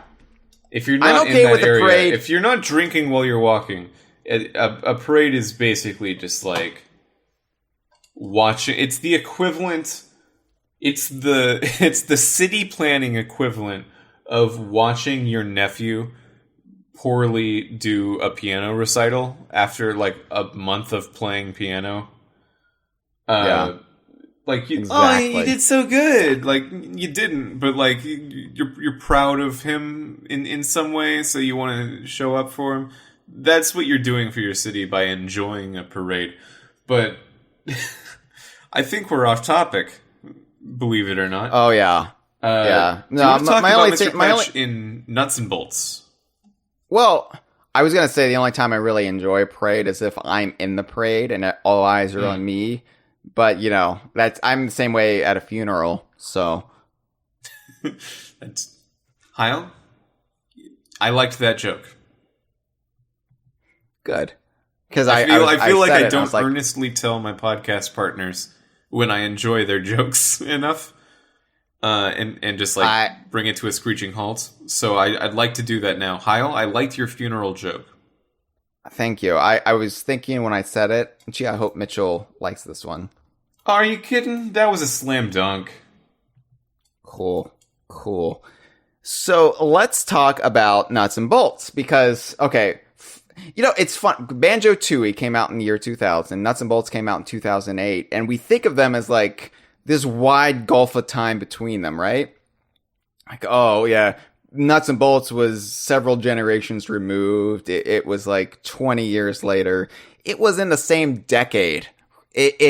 There's really very little time between the two when we look at the times between like Nuts and Bolts and today. You know, it's. But anyway, yeah. Mr. Patch appeared in another game in the same decade, and that game is called Banjo-Kazooie Nuts and Bolts. And this is interesting because aside from the core characters of Nuts and Bolts, the ones who would appear in the various worlds and take on different roles in those worlds, you know, always, you know, playing a part, playing a bit in Log's little staged scenarios. There weren't a lot of returning characters. There were references to them in Banjo Land, but there weren't a lot of like cameos and whatnot. Even Tip Top wasn't in the game, which is surprising. But somehow Mr. Patch slipped through the cracks and had a minor but prominent role to play in Nuts and Bolts. Mr. Patch is the only Banjo-Tooie boss to reprise a role. And because Banjo-Kazooie does not have bosses, and the only bosses in Banjo-Kazooie Grunty's Revenge are Klungo and Grunty, it is the only boss, other than Klungo and Grunty, to ever appear in multiple games. So that's a little fun fact for you. And the general gist of his boss fight in Banjo-Tooie is reprised in Nuts and Bolts. So it's basically him serving the same function. It's just how you fight him is different. Because in Banjo-Tooie, you have to pop his patches one of two ways. You can aim your eggs at him, pop him that way, or you can do a beak bomb, which you're not supposed to, but people do, because why not? But in Nuts and Bolts, obviously, outside of Showdown Town, all of the main action is through constructing vehicles and contraptions that way, and then you go about your task via the vehicles rather than just classical platforming action. And so there you have to defeat Mr. Patch differently. And Mr. Patch appears in Nutty Acres, the first world of Nuts and Bolts. And the premise here is that Humba is down on the farm in Nutty Acres, and she is complaining that there's going to be something blocking the sunlight, and so her plants can't grow, her coconuts can't grow, because I think it's Coconut Grove she was in, this little island. And then Mr. Patch appears in the sky. And can we talk a little bit about Mr. Patch's design in Nuts and Bolts? Because it is surprisingly faithful to how he appeared in Banjo-Tooie. When we talk about all the Nuts and Bolts redesigns of the characters, Mr. Patch looks, I think, almost the closest to his appearance on the N64, just with added detail. Yeah, Nuts and Bolts does a thing for a lot of characters and places designs, where it makes it look more pieced together to represent the fact that Log made it, and maybe Log's not actually that great. The running underlying theme to the aesthetics in the game. So when that happens a lot of the time, it's not my favorite. It's not personally my favorite. I don't think King Jingling should have stitches in his clothes. He should look regal. But for Mr. Patch, perfect. He's patched together. That is the point. Yeah. So he looks fantastic. He does. And I actually think his appearance in Nutty Acres is my favorite take on the character, even with his nozzle moved upward. So people won't mistake it for a dong. I still think it's the best he's looked. And, I can fan wank that away, too, that maybe he's just angling it upward. Like, maybe he's thrusting it in a way so it just doesn't look like it's his dong, but it's still his dong. He still reproduces with it, because that's my headcanon now, and I won't part with that. Thank you, Andre. And, I think that's a fair headcanon.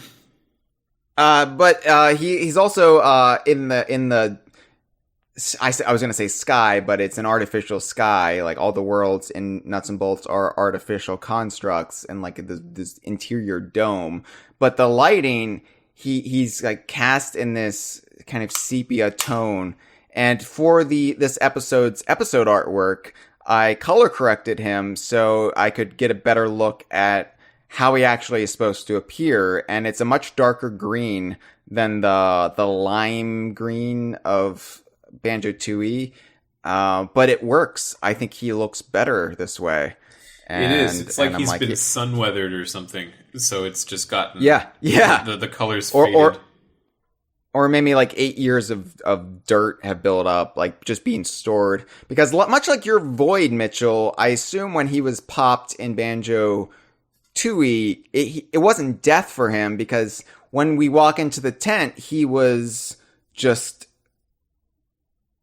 there, but he was living. He was deflated, but he was able to inflate himself.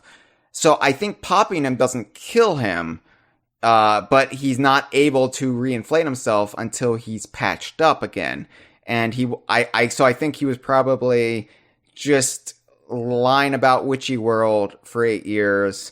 And then when Gruntilda got her resources back with Nuts and Bolts, she sent for Mr. Patch and she fixed him. And so this is Mr. Patch's big coming out party. After 8 years in his own personal deflated void, this is his return. So he's probably a little bit filthy, maybe a little bit sun-weathered, depending on where he was stored after the battle.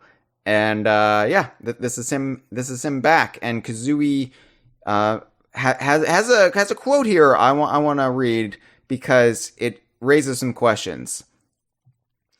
She says, "Don't tell me Grunty's brought back a tatty old banjo boss to wreak havoc on your idyllic islands." And this is interesting to me because Kazooie calls him a banjo boss. Yeah, I was going to point out the same quote, actually. I'm delightfully surprised that you picked out the same one I was going to bring in. Yeah, I think that's interesting. Because you would think Kazooie, obviously, within the Donkey Kong universe, most of the characters are aware that they're in a video game, or, you could even go several steps and say they're actually referring to the fact that Rare makes video games based on their lives. Horace St. Golightly is sent to the Rare Archipelago to study it, and then they go back to Rare, who then develops games based on it. So if you really want to, go down the rabbit hole, so to speak, you could say that the games that we're playing are just depictions of real events that happened, transcribed for us by Rare. But then on a very surface level, the characters are self-aware that they're in video games. Okay, so Kazooie, though, you would think she wouldn't refer to the series that they're in as the Banjo series. It would be the Banjo-Kazooie series, or she would just forget Banjo and refer to it as Kazooie Boss. And I understand why they wouldn't do that, because most people refer to the series, even at DK Vine for the longest time, we've referred to it as just the Banjo series. I still do. I'll die on that hill. I think it's fair and good. I get it, and the reason I got into that mindset was because Banjo was the character we were first really introduced to because of Diddy Kong Racing, and Kazooie wasn't in Diddy Kong Racing. And so if we're to view the series, as DK Vine did, as a spin-off of Diddy Kong Racing, then Banjo is the character that's getting spun out. So it's the Banjo series. Over time, I've kind of changed my views. I was like, no, it should be the Banjo-Kazooie series, because Kazooie is the co-star, the co-lead with Banjo. But you look at games like Banjo-Tooie, Banjo Pilot, Kazooie does get chopped off the titles when needed. So yeah, to me, it's not about the character or when the character debuted, and it's just much more about the fact that every game in the series has Banjo in the title, and that is the only thing the titles have in common. If you really think about it, so I guess that should be what the series is called. But yeah, I get also it, and I'm not... enjoy Kazooie as a person, as a character. Yeah, I'm not trying to make this like an issue. Like, oh well, people excise Kazooie because they're misogynist. Like that's ridiculous. Because who views Kazooie in light of her gender? Really, she's a sassy bird. I mean, but I'm not trying to make this like a feminist issue for Women's History Month. What about Kazooie? But it's interesting. It's interesting that Kazooie would refer to it as a Banjo series, refer to Mr. Patch as a Banjo boss, because Kazooie, this more narcissistic character, has just given up and is like, yeah, it's the Banjo series, whatever. So in this boss battle, you fly in a vehicle, or you can actually even do it from a ground vehicle if you have something that aims upward. Yeah. The boss battle is branded as Old Dog New Tricks, which I mean, they should have just said like Old Dino New Tricks, or I mean, yeah, I know that's not the colloquialism, the saying, but we don't need people to think Mr. Patch is a dog, because that's just confusing. And then they're going to go to Banjo-Kazooie Wiki and say Banjo has a resemblance to Clifford. He resembles a dog. Big red dog. Yeah, the big red dog, except he's green. But that's what this is a reference to. So this is basically the same fight as before, but you're using a vehicle to fly and attack rather than a flight pad, or you could just do it from the ground, assuming you can aim. But interestingly enough, Mr. Patch, he's chained to the ground, and he's much bigger this time around. He looks like a parade balloon float. So I'm assuming he's inflated more this time around than he was in Banjo-Tooie. Like and maybe that's why his nozzle is repositioned, because he's got more air in him this time around. Maybe he had help getting inflated. So when he inflates himself, he can only inflate himself so far. But when he has maybe Gruntilda inflate him, then he gets this big. That's my headcanon. I just called it on the spot, but I'm never going to separate from that view now. Sounds good, Hyle. But he's chained. Maybe when he has this much air in him, he needs some help staying in position, or he'll just like float to the top of the dome. But he doesn't vomit beach balls at you. Instead, grunt bots appear in planes and try to prevent you from popping his patches. So the stakes feel much lower this time around, because Mr. Patch can't really hurt Banjo-Kazooie here like he could with the beach balls. He's just there blocking sunlight, keeping Humba's crop from growing. And even then, it doesn't really matter, because Humba is not really a farmer. She's just playing a role, like they're all playing a role. Which is the fundamental problem of Nuts and Bolts. I've really come around on Nuts and Bolts as a game, as a concept. I really like it now, but I still have a problem with how zero stakes the individual worlds are, because you're not really helping characters. You're playing this bit, and it's not like Humba gives a damn about any of this, right? Yeah, but also the whole game is fictional anyway. I've always had this thing where I've always been of the opinion that like a reveal at the end of a game or a movie or something, that the whole thing was a dream, or the whole thing was in a book, or like there was another layer of fiction in it. I've never been bothered by that, by like most people have, because it was already fiction. I just found out it was fiction again. That's not new information. You know? That's just like the same amount of fiction. When you personally invest in this narrative and in these fictional characters, I think there are degrees where when you're told it doesn't really count, you're not really supposed to care, then it does kind of impact my enjoyment a little bit. And you know, like Nuts and Bolts is a great game, but this is, I think, a problem with its narrative that I still won't ever really come to terms with. But it's fine, you know. It's that's not where we're here to litigate. We're here to talk about Mr. Patch. And as far as appearances go, this was a great appearance by Mr. Patch. In that, like, Mr. Patch's agency was still the same. He wasn't like. He wasn't playing a bit. He was really there to mess things up. He was sent by Grunty. Even if Humba's stakes in this don't really matter, Mr. Patch was still there to be a nuisance. So, as far as appearances go, I think Mr. Patch comes out of Nuts and Bolts looking pretty good. Looking pretty good as a character. Oh boy! Yeah, comparatively, all things considered, a big winner in Nuts and Bolts, Mr. Patch. They should. I think they re-released it with a seal on it that says Mr. Patch, a big winner in Nuts and Bolts. That's when they re-released it as like a budget title. Yeah. It's interesting that he came. Gruntbots came to his rescue here, because in Banjo-Tooie, what came to his rescue and kept Banjo-Kazooie off the ground were those boxing gloves that erupted from the ground. And we didn't really discuss if there's any correlation between Mr. Patch and the boxing gloves, or if that was just the security measure built into the tent. Because he didn't call on the boxing gloves here in Nutty Acres. You could fight them from the ground here. So was the boxing glove aspect of Banjo-Tooie a native feature of the tent, or was it something that Mr.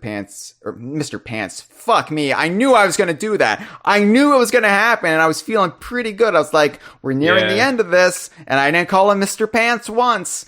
I am the champion of Mr. Patch podcast, and now you're the champion. I have to give my crown to you, and it's going to go to your head because you're already living a big city life, and now you're going to be royalty?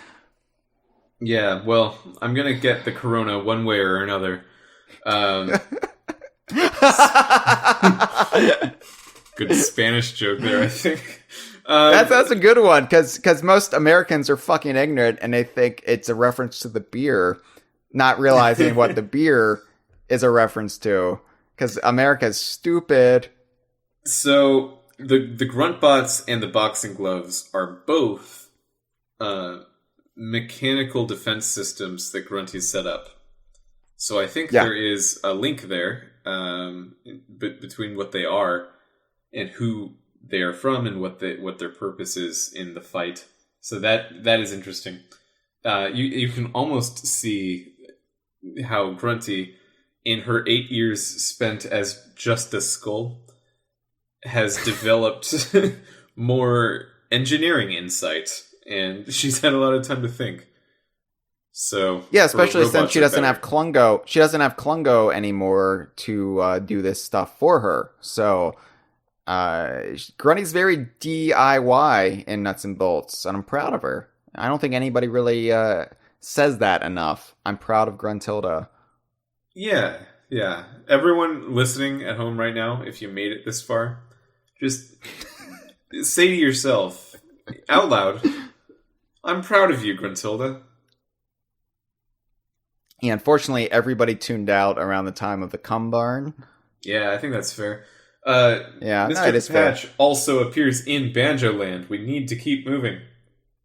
We do! And this boss fight is called Even Older Dog, Newer Tricks. Even older, like a few hours older. That's really like pretty harsh. Yeah. Rare. Like, it's just like, oh yeah, you know, I was young and attractive this morning. So in Banjo-Land, you're talking to Captain Blubber, one of the cast members, one of the troop members of Nuts and Bolts, and Captain Blubber's going on about the in his words, the legend of the air-filled sea beast. And so that is Mr. Patch, and Mr. Patch appears in Banjo-Land by flying out of the model of Lago, the toilet. And so he rises up from Lago, not the real Lago, but the attraction facsimile of Lago, and he is metal. He is coated in metal. He is metal Mr. Patch, although he looks more like one of those weather balloons that people say is the Roswell UFO that crashed. He's a Mylar. He's a Mylar balloon. Yeah. So I don't know if he's really metal, but he's been recoated, he's been reskinned, and he is patchy no more. He has no patches, so there are no obvious weak points to pop him. So this completely upends everything we knew about Mr. Patch up until this point. Everything we knew about Mr. Patch is out the window now. What do we do with this thing? This Mylar balloon man? Well, how do we handle this? Here's my theory on Metal Mr. Patch, if you're interested. Yeah. Great, because it would be weird if I said that and then didn't explain it on the Mr. Patch episode. In that mission, Banjo and Kazooie talk with Captain Blubber, saying like, "Oh yeah, you know, he's actually not that big of a deal. Oh, metal now? Okay." And that's as much import they give it. But I am actually of the opinion that this is not the same Mr. Patch, and that it makes sense for Kazooie and Banjo to be convinced that it is, because it is the same model, the same make, maybe, as Mr. Patch. But I don't really see any reason to think that this is the same Mr. Patch that they met in Tooie and in Nutty Acres. I feel like this is just a different thing that Grunty made. Because Grunty's like, oh, well, that old shit didn't work at all. now I need to make a completely new dinosaur that is, well, if the weakness was patches last time, I could design this one to not have them. And through that surge of ingenuity, I will win. And I believe that's what happened. So, Mitchell, I am going to respectfully disagree with you. And it's important that you know how respectful it is. Because this isn't just me disagreeing with you to create a rivalry. It is just a simple, gentlemanly difference of opinion. And I want us to shake afterwards so we know we're okay. Okay. Okay, Maybe, so... but we'll see how it goes, and then we'll see if we shake. All right. Well, in the title of the fight, which I had already referred to as Even Older Dog, Newer Tricks, that implication in and of itself is that it is the same Mr. Patch, right? It could be. It could also be an even older balloon. Which is maybe why they call it Even Older Dog. True. Now that information is provided by Log. So being the omnipresent, god of the game, of the universe, I will trust that information, but you're right, it could be inferred in two different ways. And Banjo and Kazooie are under the impression that it's the same Mr. Patch. You're correct in assuming that just because they assume doesn't necessarily mean he is. And we don't really have any other information to go off of. But I think the game makes us want to think it's the same Mr. Patch. Now, if they do, in the future, release a product that comes down one way or another, that's actually it was a surprise, oh, we got you there, it's a different Mr. Patch, then I will admit defeat. I will admit that I was wrong, and I won't have any hard feelings. I won't lose any sleep over it, and I'll be like, I know more now about Mr. Patch than I did back then when we recorded that Mr. Patch episode. Because life, Mitchell, is about the pursuit of knowledge. We shouldn't ever say, I know enough now. I know it all. I am the expert on all things. No, always be seeking out new knowledge. Always question your assumptions. So I disagree with you now, Mitchell, but in the future, who knows what I'll think about this metal Mr. Patch. I was recently in conversation with Greg Males for a project I was working on, and I didn't ask him about this, and now I'm just kicking myself. What could I have possibly thought was more important? Here's what we'll do. This episode will go live, and when it does, we will send out feelers to the team, to everybody who worked on Nuts and Bolts, and we'll say, different Mr. Patch or the same Mr. Patch, just dipped in a slight metallic coating or a mylar coating, and then we'll know it won't necessarily affect the recorded product on this episode, but then we can say in a future conversation, maybe even the very next one, we'll say, now we know about Metal Mr. Patch, and that will be a little tacked on bit of knowledge to this episode. So stay tuned, Kongversation listeners, because we're not going to settle this here. Dipped in coating? Is that what they are? Are they rubber balloons that are dipped in something? No, they're just mylar. Oh, well, in that case, I feel very confident in my stance. But I'm excited to see how the people vote. I'm excited to see how this incredibly controversial turn goes over in the community. Yeah. I am sticking with the assumption right now that it is the same Mr. Patch, and that in the logic of anthropomorphic dinosaur balloons, you can dip them in whatever you want. So, I really like this boss battle, though, because yes, you have to put on your thinking caps, and it isn't just, I remember what I did 8 years ago, and I'm going to do more of that. This is, a completely different scenario. This is a situation where you're like, I don't know what I'm doing. I'm in the weeds. It's like it's like when you're a kid and you have to learn how to use the toilet and you're like, what am I doing? And you end up shitting the floor. This is exactly like that. And Mitchell, what do? You shit the floor. Yeah, but after you figure out where you're supposed to put the shit, so how do you defeat Metal Mr. Patch? You gotta somehow drag him or push him over to the cactus, the big cactus in Banjo Land. Cactus of Strength. It's created to resemble the Cactus of Strength, not unintentionally, I believe, also from Witchy World. So you're supposed to think, this is from Witchy World, that's from Witchy World. What if I put the two together like peanut butter and chocolate and make a salad? Ooh.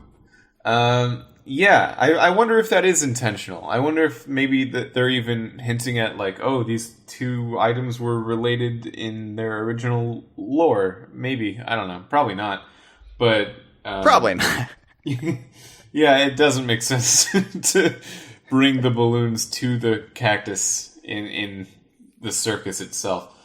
You can bring the balloons to cactus, but you can't make them drink. That's what I always say. Yeah, because the cactus is just so thirsty, and it'll take all the water.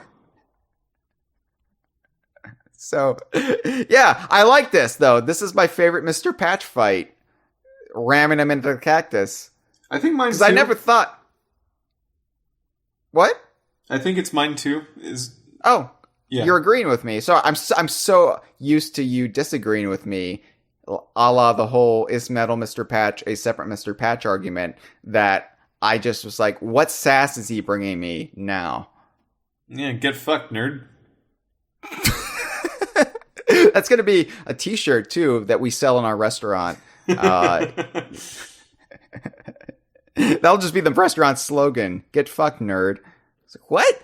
What does this have to do with your food? It's just, that's what, look, we're a salad restaurant, and we hope you get fucked, you nerd. We hope. We can only hope. But yeah, then you pop him again, and that's the last we see of Mr. Patch, or this iteration of Mr. Patch. But we know, like, Mr. Patch can't be killed unless, I guess, you melt him down, and I don't know, like, even then, would he still be, like, a puddle of goo that has intelligence? Or, like, what would it take to finally kill Mr. Patch? Would you throw him in a black hole? Would that kill him? Yeah, that's the one bad thing about Mr. Patch, is that he's got sort of the opposite problem I have, which is that he's just always around and can't possibly die. You've shown that you could cut him up and he could just patch himself back up, or just live that way and he'd be fine still. He's whereas like, I will return to the void very quickly, and I will be nothing, and nothing will be me. Mitchell, do you remember the boneless Harry Potter from that Harry Potter thing where he didn't have his bones? I do, and I was wondering, could you do that to a pig, and what would it taste like when you make brisket out of it? Would it be worse or better? And I think probably worse. Thank you for bringing that up, though. You know, you're welcome. Because I always think when I see boneless Harry Potter, I see him a lot, and I'm like, Mr. Patch. Cool. Is there room for Mr. Patch in the future? Because he's very hard to kill. You might be able to dip him in liquid Mylar, and it makes me wonder, like, Banjo-Kazooie came back, Mumbo came back, Bottles, Tootie, Gruntilda and her broom. We've all seen them in the last year. We didn't see Mr. Patch there, though. Mr. Patch wasn't a spirit. Mr. Patch had nothing to do with the Spiral Mountain scene in Super Smash Bros. Ultimate.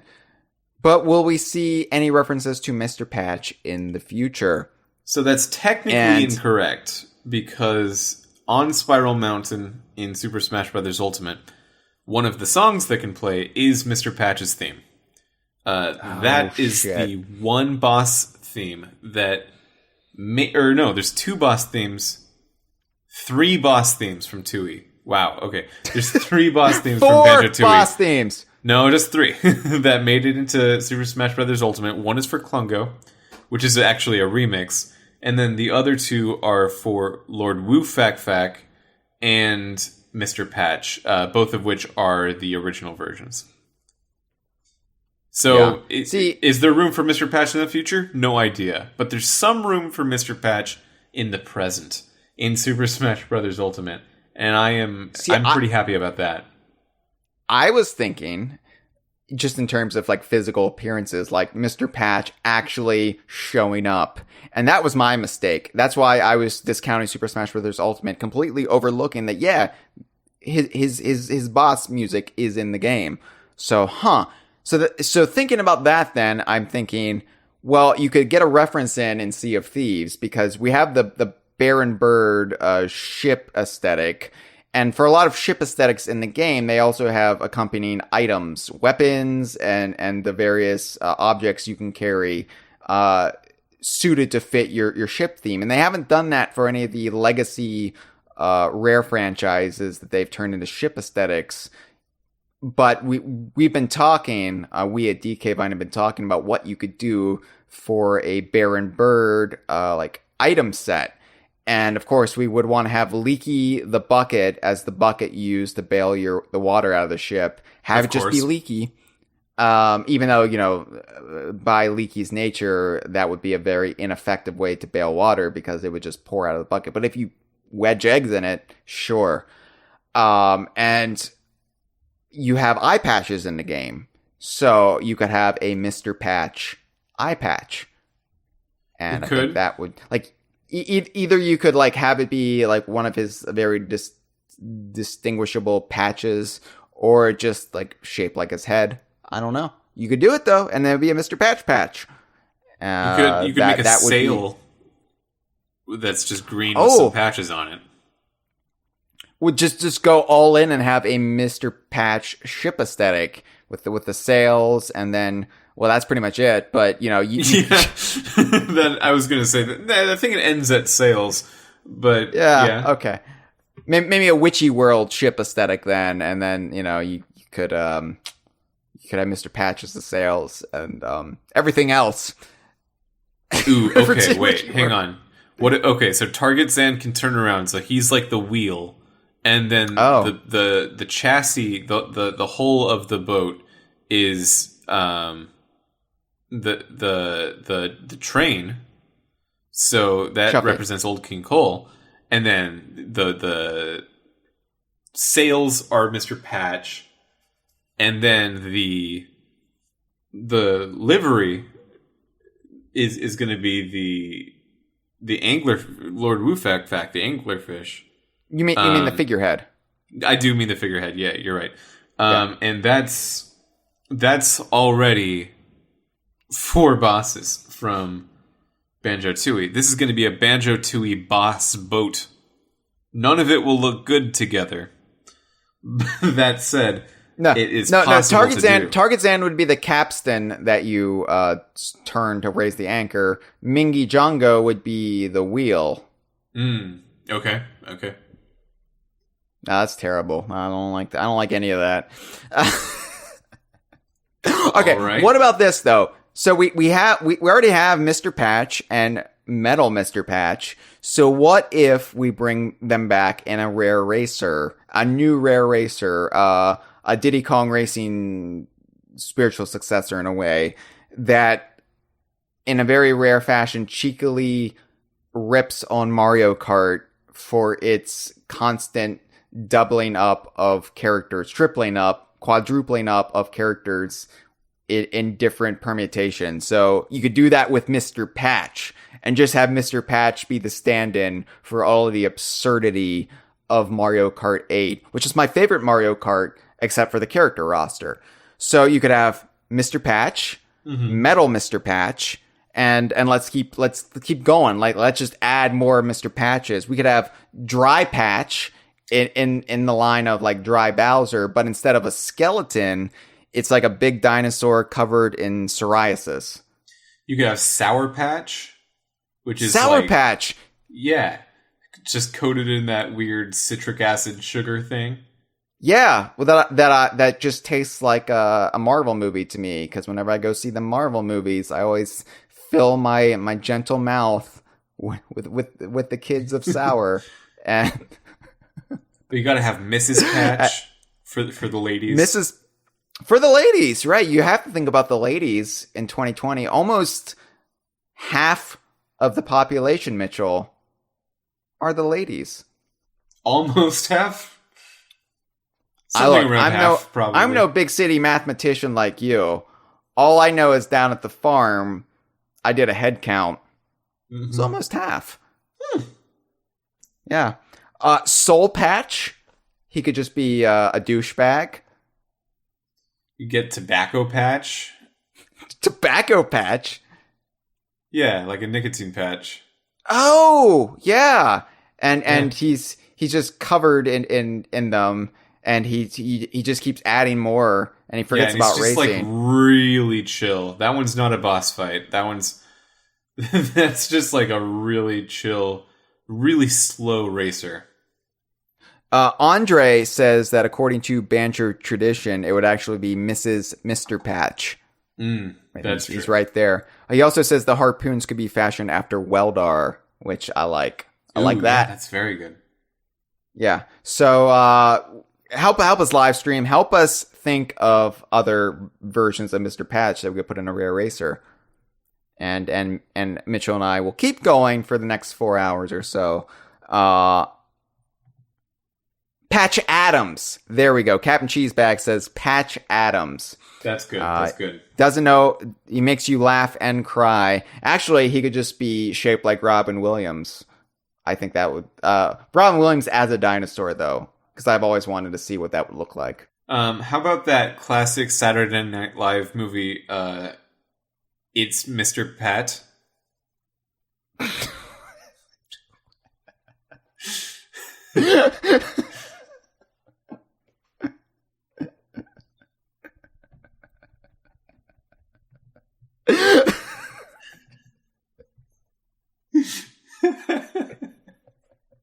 This has been a File 2 production. That's a sin.